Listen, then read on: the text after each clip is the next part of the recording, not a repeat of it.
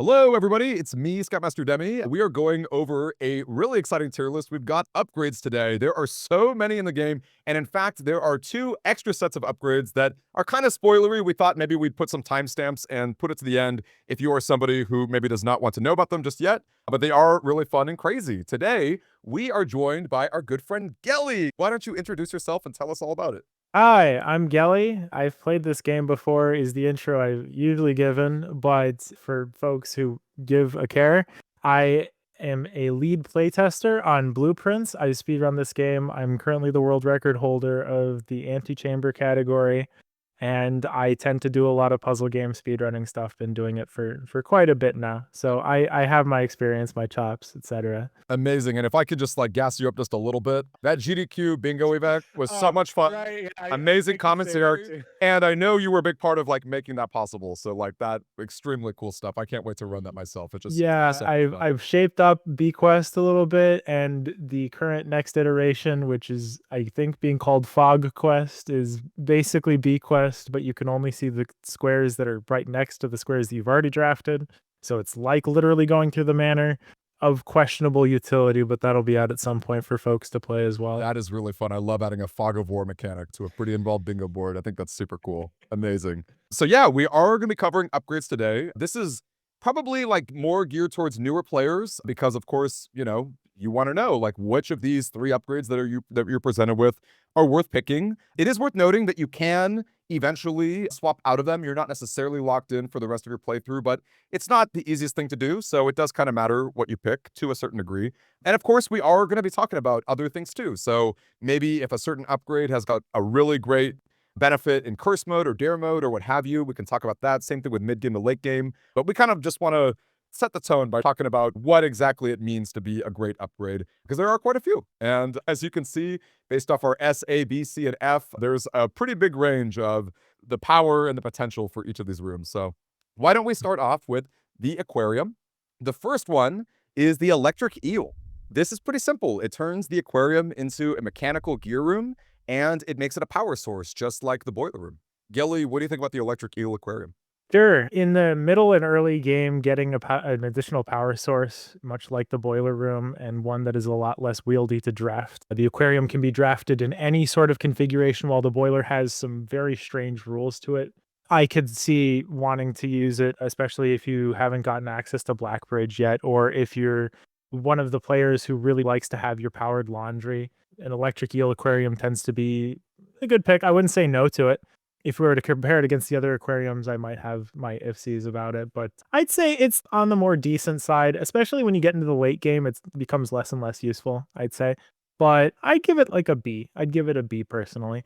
Yeah, that sounds pretty good to me, especially comparing it against the other upgrades, which of course we have to do in every upgrade scenario. I will say there's some cool Mhm. things about the gear icon. So a wrench can make it more common, which is cool. Aquarium is usually one of your better rooms in the main game. And then another fun thing too is that it's another source for your mechanarium. I know there are some players who have a harder time like playing around it and making all the rooms appear. And of course, there's a lot of hacks ways to do it as well, but it is kind of worth noting that you could get another source there. And then of course, I'm always seeing comments on YouTube where it's like, oh my God, I can't do my lab to my boiler room. Just as Gelly said, the Blackbridge Grotto is fun. But, it's not that difficult to pull off either. I think that that's pretty solid with me. I think a B tier seems pretty good Sure. for the electric eel aquarium. All right, next up is going to be the goldfish aquarium. 10 gold, full stop. What do you think, Gelly?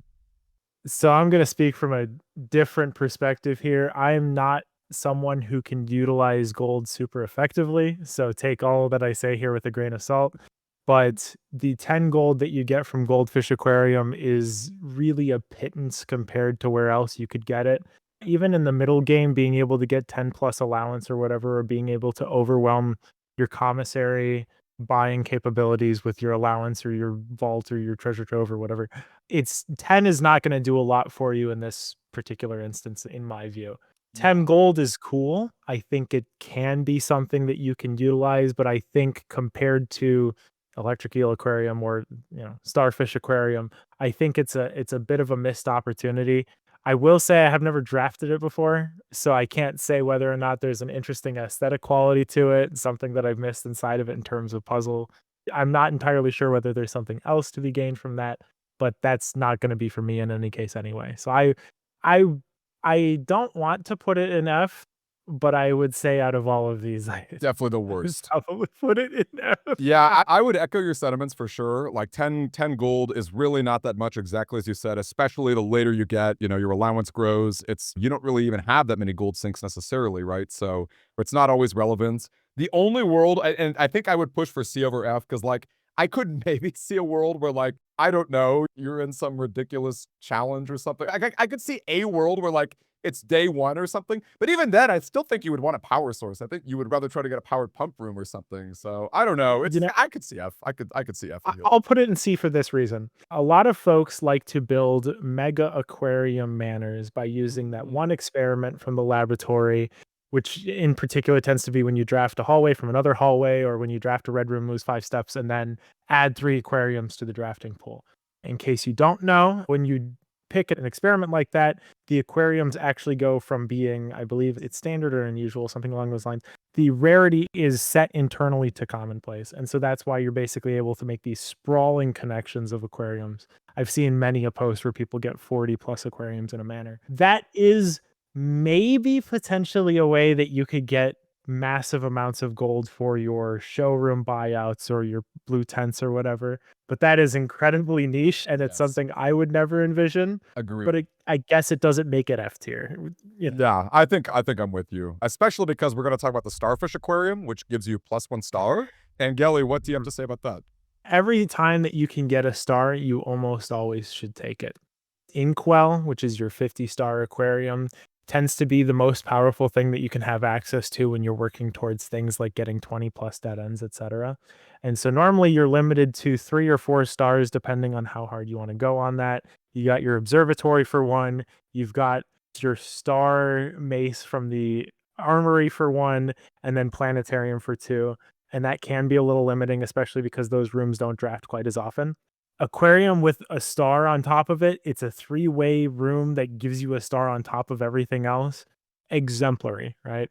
Uh, Being able to get as many stars as possible is always something that I want to be working Yeah, towards. could not agree more. Unlike even allowance, if Goldfish Aquarium give you allowance, you could maybe see a world where that would be kind of interesting. But money doesn't quite scale the same way that stars do, right? Like stars are always relevant, right? The only time they're not relevant is when it's way too early in the game for them to really contribute to much. But I feel like if you make a starfish aquarium, you're just investing throughout the entirety of your playthrough. You can burn the rerolls a lot easier. And then even in that niche scenario with the goldfish aquarium we just discussed, I would so much rather be spamming stars, right? Like, as fun as it is to get a whole bunch of money, if I can spam stars, like, I'm gonna take it. So I feel like we can both agree, as for Starfish, like, this is a very strong upgrade. There's quite a few upgrades here. You can pick S if you want. You're the guy running with show. The only reason, if I the nod that I have for the S is that lab experiment existing means that you can spam it like crazy, right? Like, if Right. Aquarium didn't have, like, that extra knob of just, like, flooding the deck,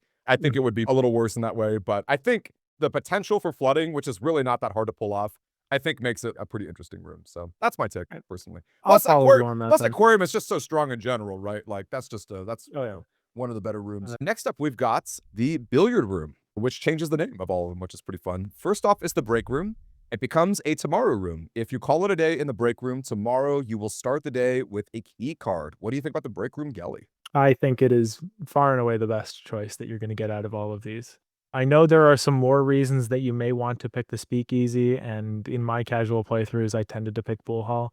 But once I figured out that having keycard access basically cracked everything from the foundation upward, it completely changes your approach to almost anything. Being able to have an item consistently on your person is worth more than anything else, and especially the key card, which gives you security card access. You tend to draft security with some amount of regularity, so you're able to set that rarity, or sorry, the security up to high, so that you can always get a maximum of 6 security doors, and security doors appear with much more commonality. Basically, it's like having 3 keys on you plus foundation access once you've got it. So it's my one of my top favorites as I've picked up experience in the game for Yeah, sure. and not only that, you're like the opportunity cost of having to draft a utility closet, right? You get to avoid that completely, which is really nice. And then I feel like you're not necessarily competing with too many other rooms that you want to end the day in. There are obviously several of them, but I do think that having your key card is like way stronger than many of the other things you could do. And as you described, that foundation hacks of being able to, you know, depending on where you draft your foundation, I suppose, but hopefully it's, rank 6 greater, you can do some really crazy stuff by having that key card at all times. So where would you put it? SA? What are you thinking about the Break room is an S tier one love it. every single time. Love it. Okay, next up is the speakeasy. This is a great pun. So many great puns in Blueprints, as we all know. The speakeasy gives you basic addition. If you are the sort who is tired of going on the browser and typing in things or doing ridiculous math, the speakeasy might be for you. Gelly, what do you have to say about it? There's a couple other benefits to it too. I found out recently, this is more of a challenge run thing, but Seth Bling has been doing all trophies runs and it requires you to do 40 billiards puzzles, which can be agonizing. As it turns out, it is just one puzzle in unlock. So Wow. it's extraordinarily fast in that capacity. And also there's some lore reasons, the whole the mice will play sort of thing. There's some interesting information. There's an exclusive note inside of the speakeasy that you can't get from the pool hall, the break room, or the billiards room. So there's some missed lore, but you could look that up on the wiki. I don't think anybody's going to fault you for picking a different upgrade. I don't think there's anything particularly crucial to be picking up the speakeasy. It has a niche use case, so I would put it in C. But as somebody who almost enjoys all of the billiards puzzles, I guess I mourn the loss of being able to do more difficult math puzzles. So Yeah, I'd put it in C. I do strongly appreciate the time save. I can imagine for speedrunning purposes, like that's incredible. And then again, I could see a world where the average Blueprints player is just like, okay, look, I want my 2 keys, just like, I don't want to jump through a million hoops here. Just give it to me, man. So I could see a world where that's pretty interesting too. I kind of want to put it in B, but compared to the power of the break room, I do think it's not quite there. I'll fight you if you put it in B. It's definitely C tier. It's not F tier for sure, but it's like I'm not going to fault anybody who picks the speakeasy for sure. I think if you are tired of doing puzzles, then you should absolutely pick the speakeasy. But I think the loss of either the pool hall or the speakeasy is such a loss that it's definitely C tier. It has its niche uses. Yeah. And then pool hall. As Gelly mentioned earlier, I did not include all of the variants. I feel like, and maybe we can discuss this if you disagree, I feel like they're pretty similar in most cases. You probably want the one that's giving you, things like Great Hall or a Secret Passageway, perhaps more so than like the hallways, but it's an interesting room. It also changes the color of the billiard room to a hall. So if you like hall passes, if you like drafting hallways from hallways for experiments, that's pretty interesting. What do you think overall about the pool hall, Gilly? Pool hall is one that I prefer for no other reason, at least when it was ever offered to me.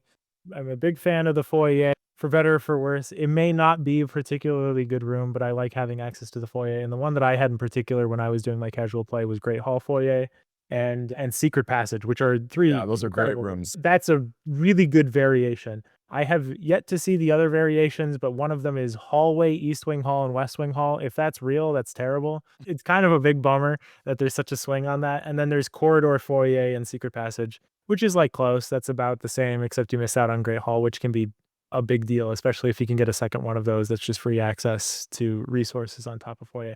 So I guess it depends whether you get the Foyer ones or the not so Foyer ones. Yeah. I would say compared to Break Room, it's not quite as good as Break Room for sure. I especially think that maybe adding a second foyer might be worse, especially when you get later into the game instead of better, because it's just gem costs are not going to be that big of a deal. But the biggest downside of foyer being a foyer is that it's only one door on the other side, right? Which you want to have as many hallways that have additional access on top of them as you can once you get later on. So, and by itself, it's not a very good hallway either. So I'd deign to put it in B tier. If you're a major hallway enjoyer, then this is definitely the one for you. True. But especially as you get into the later game, you should be able to figure out yourself whether or not you can get your foyer, your Great Hall, and your Secret Passage together. Arguably the most interesting part of this is the act of turning it into a hallway itself. And as you said, there are some great uses for getting those powerful rooms in your deck. But then also you're giving up the break room, right? So there is a big opportunity cost in picking it. I think if you're a big hallway enjoyer, I could see it, but you probably want to pick break room in most cases. And next up is the boudoir. First up, we got 3 apples in the boudoir. What do you think, Gelly? I can't imagine a universe where I'd ever pick this, but that doesn't mean that universe doesn't exist. So there's 2 things to this. Right. Implicitly, it means you get 6+ steps whether plus, it could be 15 plus steps if you have the farmer's apple constellation or some similar effect. But it basically means 6 plus steps. The other thing, which is the sort of implied additional benefit, is that there is a lab experiment trigger called each time you eat an apple, do X. And so this gives you 3 triggers on its own. Now, personally, in my opinion, I think that lab experiment trigger is not great. I guess this would be an interesting synergy to make that work better. Again, there's one choice in boudoir that I will pick every single time, and it's not going to be the apples one. Agree. I think I'd probably push for B just because there is a use for it. Like if you do really like the synergies in that way, I could see it. But I think we all know what the boudoir choice is. It's I pretty hard to give it up. but if you want to put it in B, I'll let you put it in B. Nice. Okay. This is in the order. 2 ivory dice. What do you think about that? That's my choice. That's it. I'm That's slamming it that's for my that. st- And I just we almost don't need to talk about it, but no, agreed. I think re-rolling is probably the strongest thing you can do in blueprints. Like it is so extremely powerful. Yeah. And it's not, and they're not trivial. The dice are not trivial to pick up, right? You can't just buy them easily. They're kind of annoying in that regard. So having an easy access with your gem room and your bedroom synergies, like I love the boudoir, and it's such a great room because of this extra dice. And then plus 1 gem. once you have the save, but it really is implicitly plus 1 gem. Oh, sorry. Yeah. Okay. Sorry, I meant What I meant to the say was boudoir plus 1 gem. yeah. So boudoir plus 1 gem is implicitly plus 2 gems. And I Yes. just don't Yes. think that's really that worth it. I don't know. I really hate the apples one, man. But I guess if you're gonna pick the gems one, I think that's fine. But I think it's like you're missing out on so much other things that you could be doing. Agreed. I I kind of agree with you because I will say I think Blueprints is like pretty well designed overall. But I like even 2 gems, I don't think is strong enough. Like even if you were to increase the number of gems, it would have to be like 3. If it were plus 3, then the extra 4 from the safe, maybe. I don't know. I'd say plus 2 gems would make it worth it for no other reason than once you start getting into the middle and late game, drafting study is the thing that you always end up picking. So gems are approximately equal to dice, and they have an additional use on top of them. So I could see that. But plus 1 on its own is just like not good enough. It's not enough. It's not enough. You need a little more. 2 gems would actually be an interesting choice, I think, perhaps. Yeah, I think there's a decision to be made there. Yeah. Okay. Bunk room. They don't have any special fun names. This is the one that says when you have exactly 2 green rooms while drafting this, you double your gems. What do you think? I'm going to say this about all these bunk rooms. I think they're all very difficult to make work. And I think they can all be talked about in the same sort of breath. I'm going to break a convention here. I'm hijacking this video real quick. Go for it. I'm going to talk about them all at the same time. They all are very similar in that they are, if you have exactly 2 of X in your manor, double Y resource that's associated with it, right? So you have the green one, which is if you have exactly 2 green rooms, double your gems. If you have 2 hallways, double your keys. Is that correct? And then if you have 2 shops, double your money. All of these are very hard to make work because the bunk room does not like to show up unless you force it to show up. And small things always tend to get in the way in ways that you don't expect. So for example, if you've ever drafted an aquarium on your manor, that's going to count for the first one all the time, right? Yes. Which may be useful if you're working towards shops, for example, but that takes up your hallway slot real quick. It takes up your green room slot real quick, right?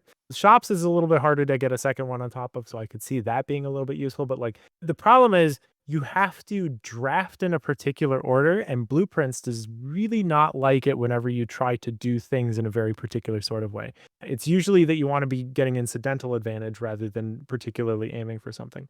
So in all of these examples, you're fighting against your manor to make the bunk room advantage worth it.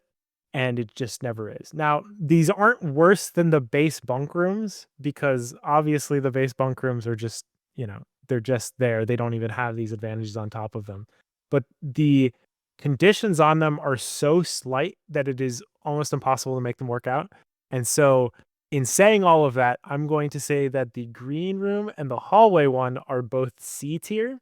And I'm going to say that the shop one, which is the one that I only end up ever picking because it's like the one that you can occasionally get to proc more often than others, would be in B tier. Yeah, I could not agree more with you. The shop one is pretty interesting in that shops aren't like that common, right? Like kitchen and commissary are like the two pretty common ones that you see pretty regularly. And then like coins as a resource, you don't really spend them as often as you do keys and gems, right? It's pretty easy to hoard them as long as you don't just buy something. So I do find that that bunk room does have use. And I might even say that it's not so difficult to pull off. I've definitely, you do have to kind of tweak some things in certain ways, but I do think that it's a leg up above the others, and it's not even close. And I would also agree that the other ones are not really worth talking about in any capacity. So yeah, I think that's basically that. Let's toss that and You see. pick the shop room one, and you hope that you can double your money from X hundred to 2X100. That's pretty much all that I'll say on that. Next up, we have got the hallway closets for your closet upgrade. If you draft it from a hallway, you will get 1 extra item. So 2 items to 3. What do you think of that, Gil? I think that's going to be the one that you pick generally, although there's a lot more flex in this closet upgrade slot than there are for other upgrades. There tends to be an extra door that you pull off of hallways anyway. So, for example, if you are drafting from the entrance room and you go to the east or the west and you pick a hallway or a corridor or something like that, you're usually going to have an extra door on top of that, not for corridor, but for hallway. You're usually going to have an extra door on top of that. Same with West Wing Hall, East Wing Hall, etc. There's more doors available to you from the hallway, and so you're going to be able to get that extra item more often than not. Yeah. So the hallway closet one, I would say, is an A tier personally, but I'm not going to put it in S tier. It's not S tier. Yeah, But not as powerful, but very good. I could be convinced that it's maybe B tier, but like I think it's like it's a good upgrade. It's an extra item in your hallway closet usually, right? Like 50% of the time. Like why wouldn't you pick that? Two and a half items. No, I'd play and items are great. And then compared to the bedroom, which we'll talk about right now, bedrooms are notoriously dead ends, right? I don't think there's a single T-shaped bedroom other than an aquarium, right? So way harder. In fact, I might even say actively a trap. Like I don't know about effing the bedroom necessarily, but it's pretty bad. Maybe we F it. I don't know. What do you think about that, Gary? I believe there's a couple of options that you have. You have bedroom, boudoir, technically spare bedroom, and aquarium, as you mentioned. Right. But all of these are going to work off of aquarium, so that's not even an argument point to be. It's correct, but the chance if you're going to waste one of your drafts off of your aquarium in order to get 2 additional items on top of that, I don't know. I think there's better uses of your time. It's again not worse than closet because at its floor, it's still a closet, so that's fine. Would I pick this one? No, I don't think there's ever any instance where I pick this. Not even like in a niche sort of case where it's like, oh, I cannot imagine a scenario, and I don't think it's because of my limited imagination. I just don't think the game is built that way. No, it's not. I put it. I think you're right. I think it's a trap, and I think it's actively bad. And not, as you said, the floor is the same as a closet, so it's not actively bad in that it's truly getting worse. But compared to your other 2 options, it's like, why would you ever settle for this? And it's interesting to think, like, what could change this? Like, maybe if you got, like, I don't know, if you were guaranteed a certain item or something, or if there were, like, a telescope. I don't know. Like, I could see a world where you could go for it, but 1 extra item on top of the hallway being so trivial, I just can't see it. And then there's the empty closet, which, I'm sorry. Yeah, so okay. I'll make a quick point about what I would modify to make the bed. Yeah, let's hear it. I would say +2 rare items, or maybe +2 or +1 rare items. Specify that the item that you get is one that you unusually don't get. Bedrooms are known to contain more unusual items, especially if you're picking one of the cloister upgrades that talks about getting an extra item in your bedroom. That's one of the only ways that you can get room repellent, for example, or some of the vault keys are more common. So like bedrooms should be known for their rare rooms. And so in a sort of synergistic sort of way, and also to give it a little bit of a boost, I'd say add a rare item if you were to draft it from a bedroom. And then I work towards that, right? Great call. Yeah, that's worth bending your back over, right? That would be an interesting payoff. But now we've got empty closet, which is worse baseline. It's 0 items.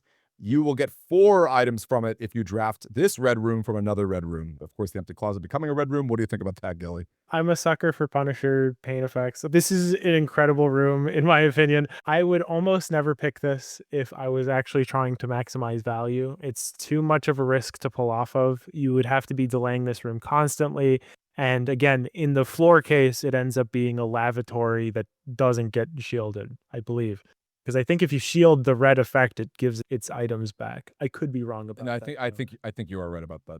So floor is lavatory. which, as we all know, not a thrilling experience. So if I was going for maximum value, if I'm going for consistency, I never pick it. But boy, howdy, do you have all of the tools available for you to pull this off as many times as possible. You've got your dark rooms, you've got your weight rooms, you've got your archives, you've got your gymnasiums. It almost feels like there's more doors available on red rooms than there are available on hallways sometimes. You also have furnace, which allows you to increase the commonality of picking red rooms, such as the empty closet. Being able to pull that off of like an archives is sick. I could see instances where I would pick this because it would be incredible to pull off. Is it the wisest decision to pick? No. So it's definitely like B tier, Yeah. but if this was like a hype list, this would be an S tier. I couldn't agree But more. I'm between B and C myself. I think B is cool because like red builds are just like thrilling. You know, even if you're actively ruining your day by having something as risky as this, I think there's a certain thrill to it that's kind of fun. And you know, as we can see from the rest of our list, like funeral parlor, there are other ways to add red rooms and make them more common, as you said, furnace and some other options too. So many pathways come from red rooms, so I think it's a valid choice. I think there's a Mhm. I'm pretty like conservative. I pretty much always go for hallway closet, but I think there is a real world where the empty closet is doing a lot of work. So kind of a fun one there. And as you said, the hype is strong, you know, an S tier hype for sure. Okay, next up is the courtyard. Courtyard, I should preface too, is a pretty interesting room in that there is a blessing that can span courtyards. So it's kind of like the aquarium in that way. There is a world where you can have a whole bunch of them in your pool. Let's start off with 5 dig spots. What do you think about that, Gilly? It's hard to speak on. Dig spots on their own are far worse trunks, right? I mean, like they're good to be able to pick up, especially if you can get a shovel. But again, that's predicated on whether or not you can pick up the shovel. And it also depends on where you end up drafting this courtyard, whether or not those items are useful. Because I believe, correct me if I'm wrong, the gardener's logbook on the richness of certain soil types not only pertains to how many dig spots you get, but also the quality of items that you get on I those do dig believe that's spots. the case. It Yeah. it feels right. I don't have anything to back up whether or not there's a quality of dig spots, but it feels about correct. So, like, if you could get this courtyard to fit in particular spots, I could see it. But your average courtyard, especially going to be towards the middle of the manor, is an unknown. I'm sure someone's figured out the soil quality map for the entire manor because the reason that the gardener did in lore was he said that usually green rooms don't get drafted anywhere but the edges, but like there might actually be some secret rich rooms in the middle for all I know. But it sort of generally feels like if you're drafting a courtyard, the dig spots are going to be on a like poor to no quality soil. And so your dig spots are going to be a lot of shoes and pebbles. Right. If you blessing of the gardener it, like you said, then you get 40 dig spots. And that'd be really cool if you get a shovel. And sometimes you just don't, right? 5 dig spots is a lot of dig spots. It's quite nice. It's niche. I think it definitely goes in C tier. And again, compared to the other courtyards, I think it's the worst of those for Yeah, me anyway. I'm with you. As you said, you don't always get a shovel. I could see a world where, like, yeah, you're the green build, you love your shovels, you're always picking root cellar, you've got a jackhammer or whatever. Like, I could see that world. So it's not impossible for me. But compared to the other options, I just feel like you're gambling too much here, right? Let's just talk about it. Plus 2 gems. Not only are you profiting, but you can spam that and get a whole bunch of gems, you know? And I think in comparison, you know, you have to jump through more hoops, and I don't know that the hoops are worth jumping through, right? If the payoff were insanely good, or you could count on the quality of the soil being better, I could see it being a little higher, but I don't know. Let's talk about plus 2 gems. Gelly, what do you think about that? So this by itself basically turns it from being gem negative to being gem positive. And that's a really big deal, especially when you're looking at three-way rooms. There's not that many three-way rooms in this game that just sort of like unconditionally don't, cost gems or like they don't cost a gem, right? The examples that I can think of are like West and East Wing Hall, drafting room once you get access to the safe, and like dining room, Yeah, and then you start hitting into gymnasium and dark room, and it kind of gets rough, right? right. So being able to get a T piece that gives you a gem, it's a den, right? It's your second den, but it also has the ability and generally tends to have an additional extra item on top of it. Huge, big deal. This is the one that I've been picking as time goes on. It's the safe consistency choice, and I think having to navigate for rooms always being unlocked is not something that I super care about. But I think the one that I'm picking all the time now is the 2 gems one, and I think it's an A tier. It's not the best thing that you could be picking, but turning your courtyard into a den is a big deal, and I prefer it that way. Let me toss this at you because I'm a bit of a courtyard fanboy, despite not loving green rooms nearly as much. Because as you said, Sure. you do often get an item in the courtyard, and it's usually pretty good. You know, metal detector, Mhm. shovel, even a trunk sometimes is like it's all pretty solid. I think the potential for spamming it with the shrine is not only interesting, but pretty darn good if you can get it. I just think the courtyard is such a strong room on its own that turning it into another den plus usually another item, plus your patio synergies, or maybe your terrace or whatever. You've got all the green room combos that come off of it. I kind of like S personally. I think it's very, very strong. I think it's extremely, extremely good. But I could see A. I could fold to A if you're thinking it's not quite at that caliber. There's not that many S upgrades in this game, and I don't think I mean, yeah, like you say, like, being able to have all those synergies, being able to work together, it can be very compelling.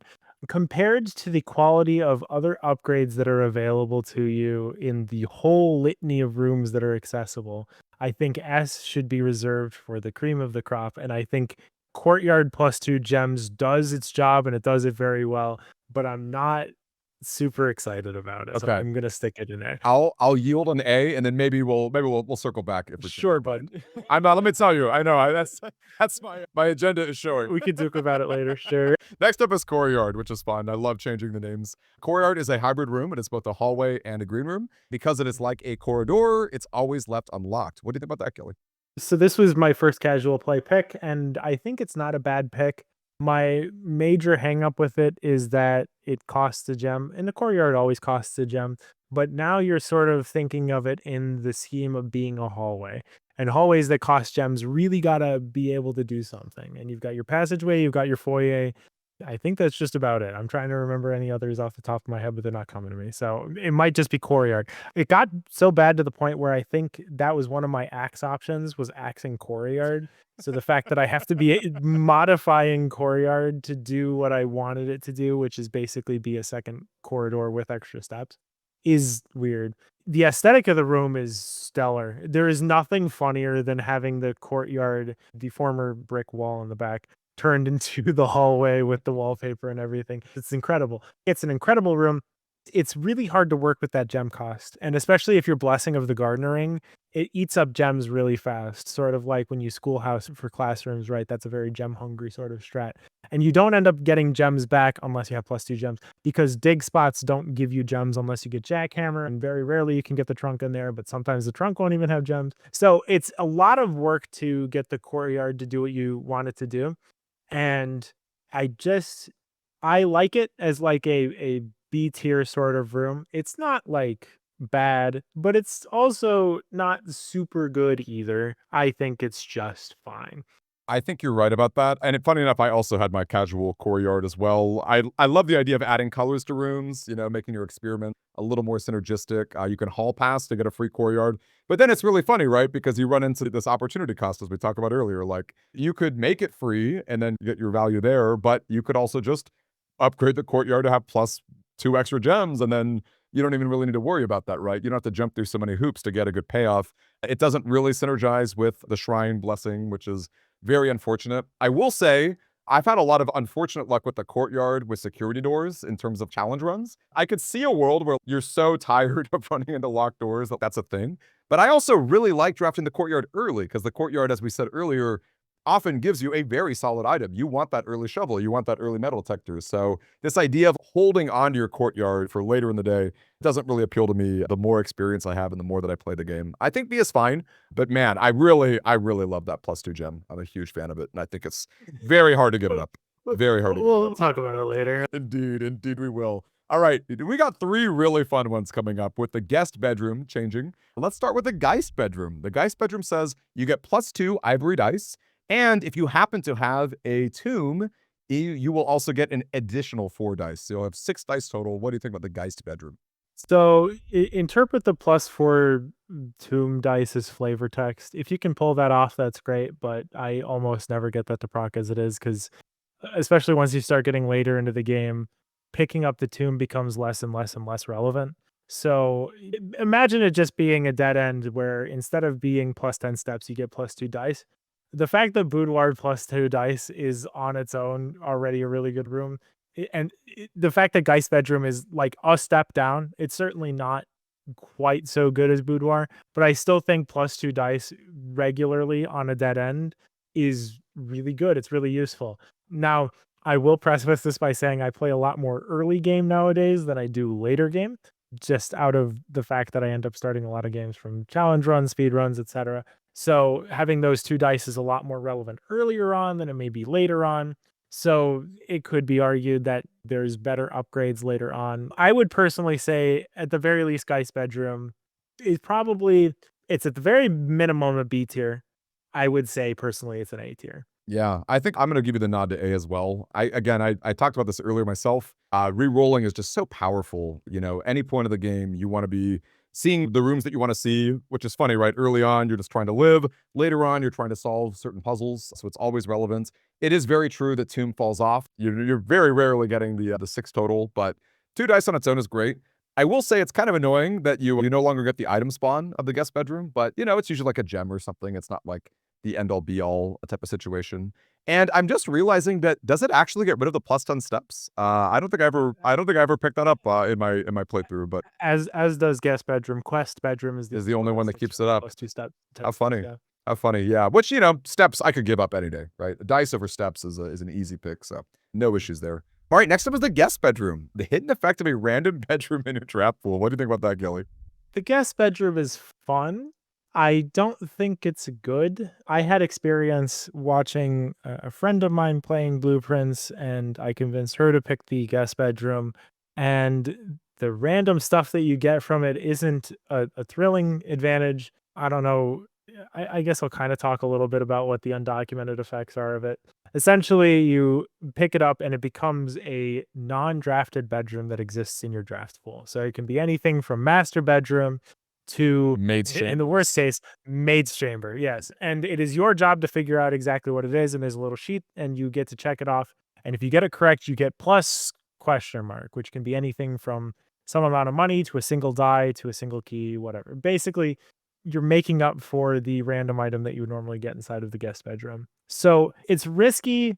I wouldn't say it's stupid, but it's goofy. Especially the fact that you could pick up Maid's Chamber is so gut wrenching. And in a lot of cases, it just doesn't end up doing a whole lot, right? If it ends up being the bedroom, cool, you know, it's a bedroom, but it doesn't have an extra door coming out of it. If it's the boudoir, even worse. There's no additional effect on top of that, except if you manage to get her ladyship's chamber, which is a whole shandanga. So there's a fun element to it, but because it doesn't do anything really that super compelling, like that random little gift that you get as a part of that is basically like a cat treat in Blueprints form, where it's like you get a little gift for having figured it out. Congratulations. I think it's C tier for like consistency's sake. It's fun. It's a lot of fun. I won't say it's not fun, but there's so much better that you could be doing with your time. I don't know. Yeah, no, I'm with you. Like, there's some really funny synergies you could get. Like, you know, you could pull off guest bedroom hovel on your classroom day, but like, we're talking about some real luck involved, you know, niche interactions, which again is very much a C tier option in my opinion. It's fun, but yeah, I think you pretty much thoroughly nailed it, Gelly. That's pretty much it. And you lose the 10 steps tragically. So darn. But now we get the quest bedroom. You do get your plus 10 steps. And if you manage to enter the antechamber today, not room 46, just the antechamber, you will permanently add +2 to your allowance. What do you think about that, Gilly? So it's really interesting. I used to be very down on this room. I used to think that this was the worst of the 3 and that I would never pick this one. But I've gotten to watching a lot of casual streams, and I talked to one person in particular and I'm like, "How much allowance do you think you got off of this?" And she said, "I think I've probably got 50 allowance just by doing Holy that cow. alone." Which Holy cow. sounds wild, but if you're regularly getting to the antechamber, which seems kind of believable, it's not the worst thing that you could be doing, especially if you're getting to the antechamber at any point. It's very likely that you've picked up the guest bedroom at some point, especially because it gives you the plus 10 steps and it's a nice dead end to shove somewhere.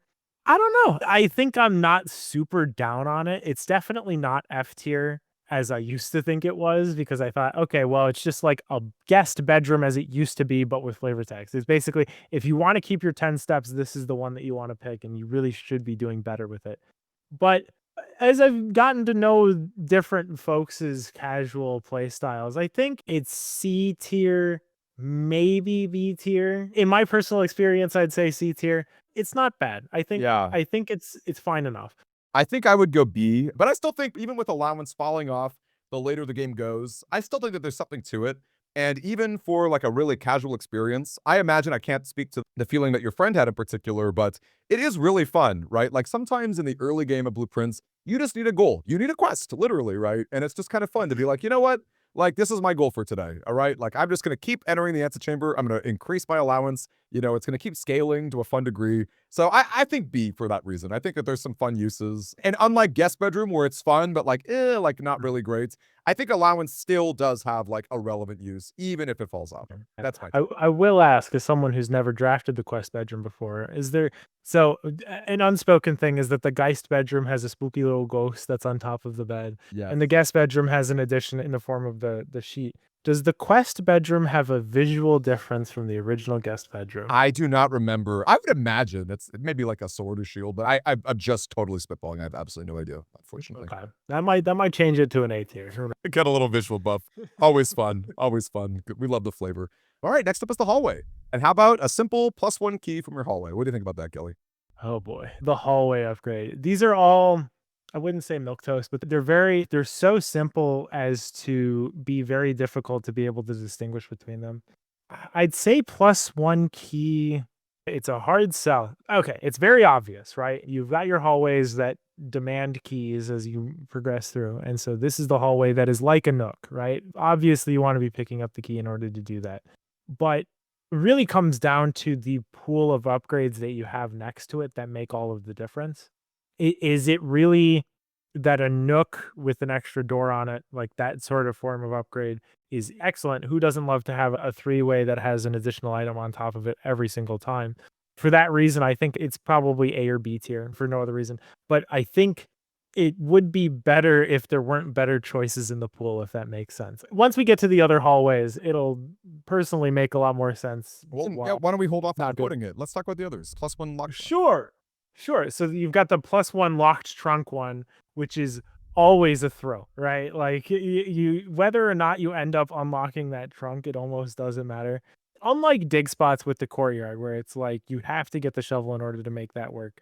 Getting access to locked trunks that can either be unlocked with keys or with the mace or with sledgehammer.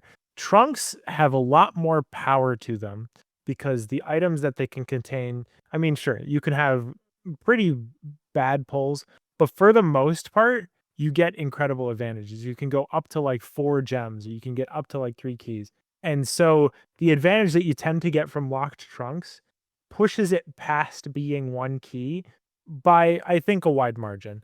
Even though it's a little bit risky, sort of like the 5 dig spots in comparison to the +2 gems for the courtyard is, the the timbre, the like quality between the two is completely different in that like even your EV on your lock trunk is just going to be better than a key in general. Yeah, So I agree with you, and, like, you can often get a rebate, like, even if you have to use a key to open up that locked trunk, like, you often get a rebate plus some extra and I just like making the sledgehammer, like, a little more relevant. I oftentimes have it in my inventory, I don't often get a use for it, so just a little bit of extra mileage getting squeezed out of that I think is pretty helpful too. And the rewards are great, so yeah, that's pretty solid. okay, so yeah, based on that, I'd say the single key is the safe option to its detriment.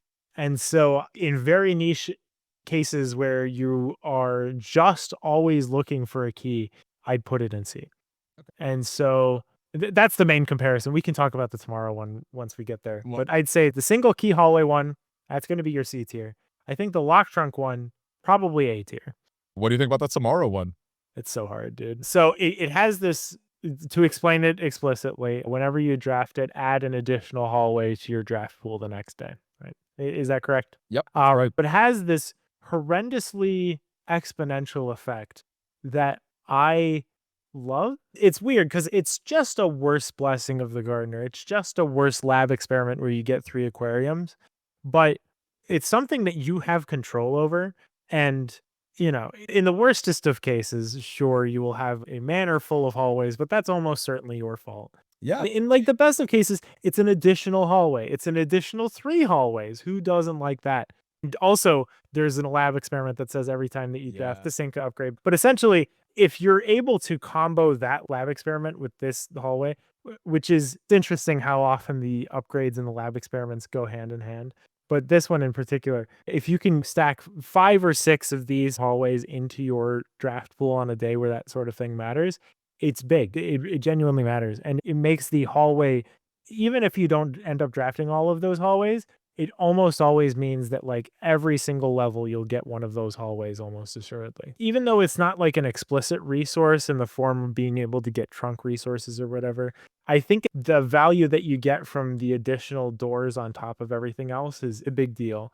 But I'm still fighting to figure out where that fits in the text here. Well, if I can chime in too, one of the funniest things you can do is access the shelter from your outer room, use your lab experiment from there, go absolutely ham. Because as you said, there is the tomorrow room experiment, but then there's also draft a hallway from a hallway, right? Like super, super easy and clean as well. So you can go absolutely buck wild with stars and allowance. And then, as you said earlier yourself, Kelly, you have full control. All you have to do one day is just instantly call it a day. And then boom, you're back to like square one and you have a pretty solid setup. And I'll even say, like, it's fun to have the magical Christmas land of just flooding your deck with a million hallways and going ham with the experiments. But even just like at a baseline level, having like 5 or 6 hallways in your deck is pretty good. You know, like they're free. They don't cost any gems. You're not getting items out of it, but like that does add a pretty solid amount of consistency to just about any day. More powerful in like early to mid game, or maybe for newer players, which is fun. But I think there is actually something to it. So it's really hard to judge because there's the magical Christmas land, and then there's also like a pretty solid like baseline as well. I don't quite know the rating. I'd be happy to say hallway 1 key C. I think I'm pretty safe on that one. Like that's going to be your Safe, boring, but like, you know, whatever. in a niche scenario where you don't want to go beyond anything, that's fine. I'd say the lock trunk one is probably, I like it, but it's not incredible. I think the Tomorrow one room is also A. I wouldn't say it's necessarily a builder. I think, like you said, at its floor, it's a hallway that does a lot more, but it can be so much more than that, Yes. right? No. So You don't really have to um, work for it, right? Like no. it's good. It's pretty solid baseline. You have a lot of levers to tweak how many are in your full are in your pool. You know, maybe you could pretty consistently have like 3 to 4 in your pool and start avoiding more of them, right? And then there is magical Christmas land where you have 40 stars, whatever, or 40 allowance, go absolutely crazy with your experiments. So it's cool. It's really cool. And I think that's right. I think that's I can live with that. Okay. I can live with that. That's great. That's solid. The one I can't man, a courtyard. We'll have a good conversation. We'll get there. We'll get there. All right, we got the mailroom. These are 3 really fun options. First off is no contact delivery. The package will be dropped off at the entrance hall the day after drafting this. What do you think about the no contact delivery mailroom? This is my solid pick every single time is the no contact delivery. Being not tethered to having drafting mailroom again and still getting the package advantage on top of that is big. I think it's difficult to say whether or not any of the mailroom upgrades are thrilling. It's sort of like bunk room in that it's an unusual room that you don't get to get often and you kind of got to work in order to get the advantages from it. But with no contact, the next day you start off with like a gem cavern sort of advantage, right? The packages that you tend to get from either the standard mailroom or the no contact delivery is like 1 or 2 keys, or maybe 1 or 2 gems, maybe a sleeping mask, maybe some lockpicks. And that's all like fine stuff to have. It's not like a no. But I wouldn't want to spend on 1 day on, 1 day off, 1 day on, 1 day off. Like I split those advantages over 2 days essentially. It's just kind of a bummer. But no contact delivery turns that into I draft the mailroom and then the next day I get that package and then I can draft the mailroom in order to trigger the next one. And so it Yeah, it's just makes it twice as often. exactly half the drafts you need to pull it off, right? So solid, Yeah. very solid. So it's the solid choice, and it's the one that I end up picking every single time. I really can't speak on the other ones. It is what it is. Say B tier. As with any of these mailroom upgrades, it makes the mailroom good, but it's still the mailroom. Right. So that's my piece on it. Cool. Yeah, I could see a world where it's A, but like I'm with you. I think that's pretty solid. Same day delivery. This is a lot like the dining room, and that if you return to the mailroom after you reach rank 8, you will get your package right away. The grand advantage that you get from the dining room is the 20 steps, right? And especially that like you're able to draft it up on the later ranks you're able to get the meal instantly or almost instantly. And it's a three-way, right? Dining room being a three-way is a big deal, especially without a gem cost. Mailroom is a dead end that in order to get it as soon as possible, you'd be drafting a dead end way up. And you really want to avoid drafting dead ends the further along you go up. You only do it out of desperation or because you have to. And it's so detrimental to either like here's your two options, right? Now you no longer get the delivery you get from the mailroom. You spend your 8 steps going down to rank 2 again in order to get your gems, Gems, yeah, your sleeping mask, sleeping whatever. mask, which are a lot less relevant once you've made it to rank 8, right? Like it's great when you're on rank 1 or 2, but it's a lot harder to work towards making those work the further that you go up. It's Or you have to draft it on rank 7, which is unbelievable. It's like a dead end, why, yeah. right? It's funny because we were just talking about like the sort of the economy of like saving your mailroom clicks. Because in theory, one mailroom leads to one payoff, just like the no contact. But in practice, it's way worse. Like maybe in the world we've got the break room and you're able to consistently like pull off your sneaky little foundation elevator. Like maybe that's an interesting thing. But like you're jumping through so many more hoops. Just like wait one day, right? Like just wait one day for your contact delivery. Don't jump through the hoops. Get your anime little items. Like it's all good. And this could all change. And again, this is out of lack of experience. This could all change if it turns out that the packages that you get from same day delivery are beggar, and I just never knew.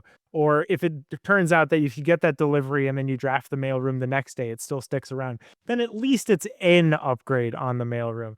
But if it's exactly what I'm envisioning, which is you draft it and you have to go back, otherwise the package is lost, it is worse than the mailroom in its current state, and thus it is F. So Agreed. No, I'm with you. I'm with you. And before I toss it in there, how about the freight shipping? Freight shipping is a very large package, will show up 3 days after drafting this. What do you think about that? I actually don't know what's in the freight shipping packages, and based on what I've been trawling around the internet, no one else seems to know what's in the freight packages either. So, like, my assumption is that it's going to be like shovel, sledgehammer, couple keys and gems, right? Like you get like 2 big items on top of it, right?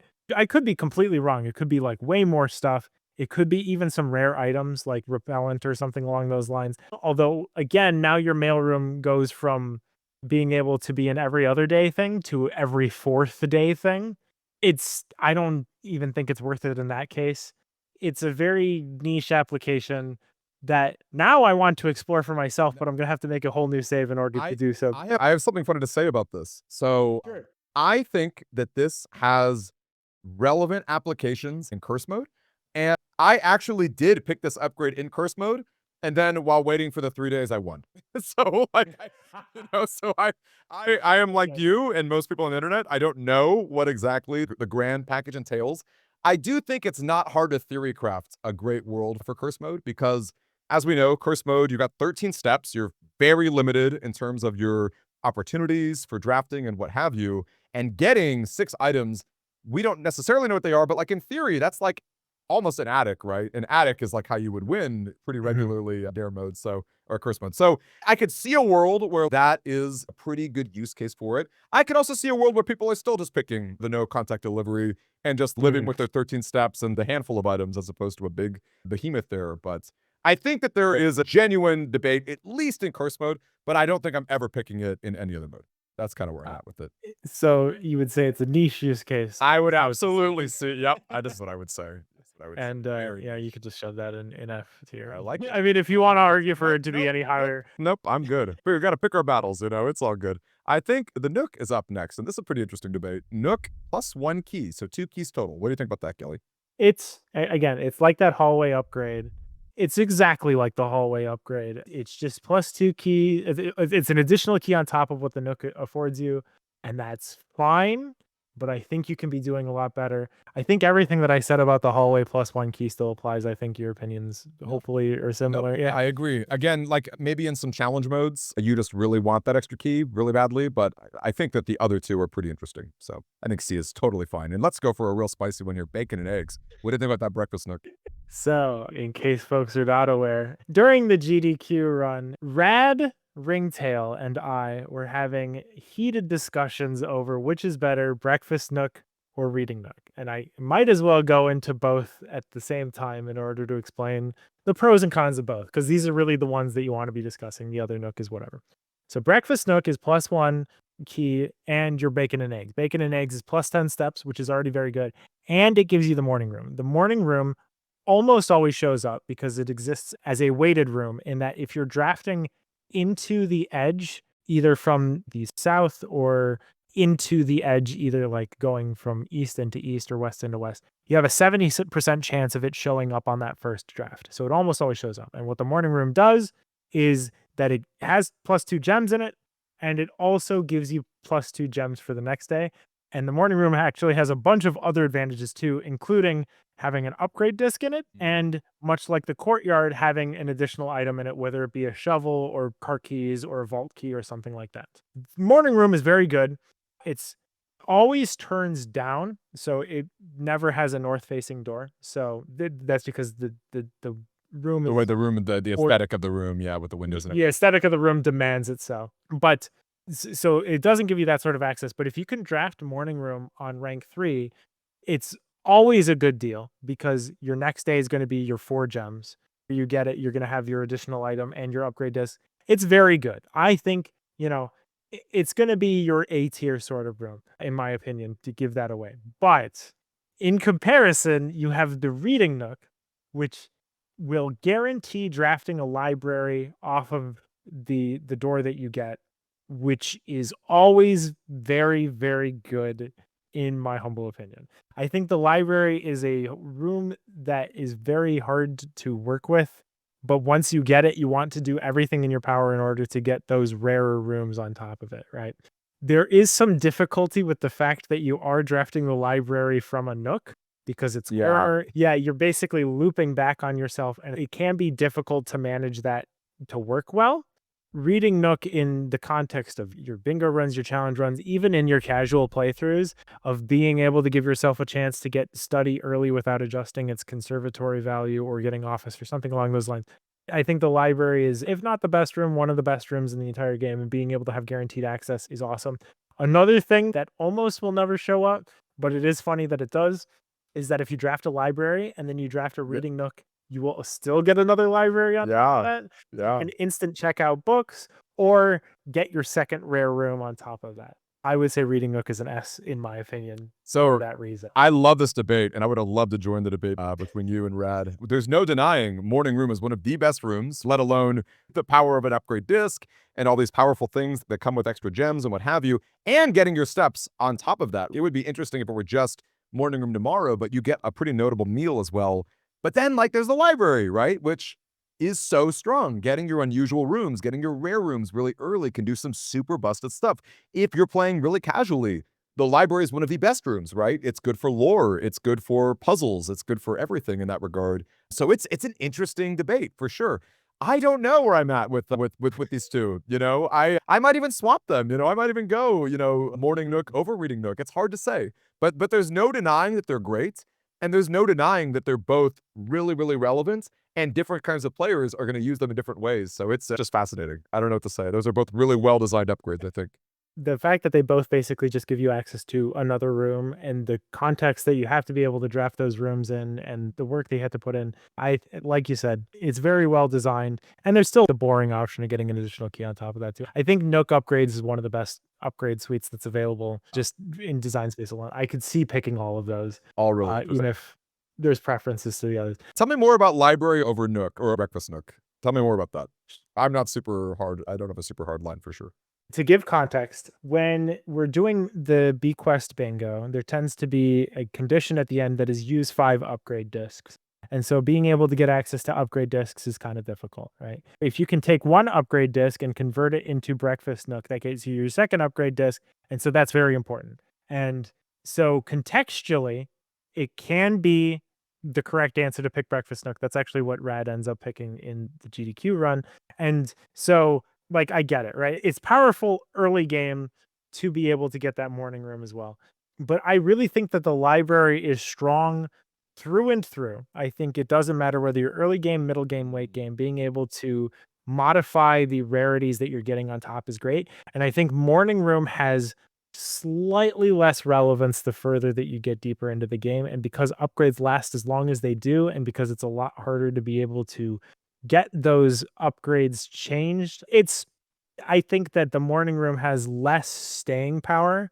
And especially because it's also like a dead room in your first 3 or 4 ranks or whatever, I will always argue for the reading nook being an S rank. Yeah, I think I'd probably settle with them both at A, because as someone who loves the reading nook, I've had a lot of the really awkward T shapes, like that kind of end up screwing me over. And then, of course, the later you get, like, conservatory stuff, like you can start to really get some jankiness with it. But there's no denying they're both really good. And if you think you can live with that, I could definitely live with 2As because I think they're very close. Yeah, They're I super I think close.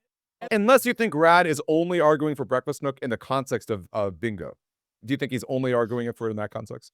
I don't know. I'd have to ask him. I think his argument was there are correct times that you should pick Breakfast Nook, which is correct. Interesting. I think even in most cases, especially every single casual playthrough, it can be argued that Reading Nook is better than Breakfast Nook, in my opinion. In most bingo cases, you should be picking the Reading Nook, even if you're going for the upgrade disc. However, I think I might be wrong. So it's hard. It's hard to say.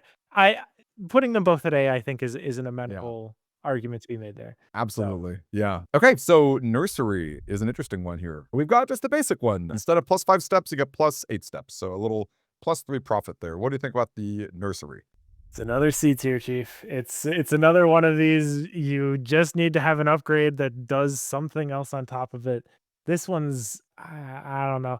So my problem is I don't have a lot of experience with curse mode. My only experience with curse mode was picking nursing station over it anyway. So like, but like I can see the argument for wanting to have slightly more steps, but like 5 versus 8 is such a weird Yeah, distinction to make. negligible. It almost doesn't change that much, right? Like 3 bedrooms later, you've got 9 additional steps.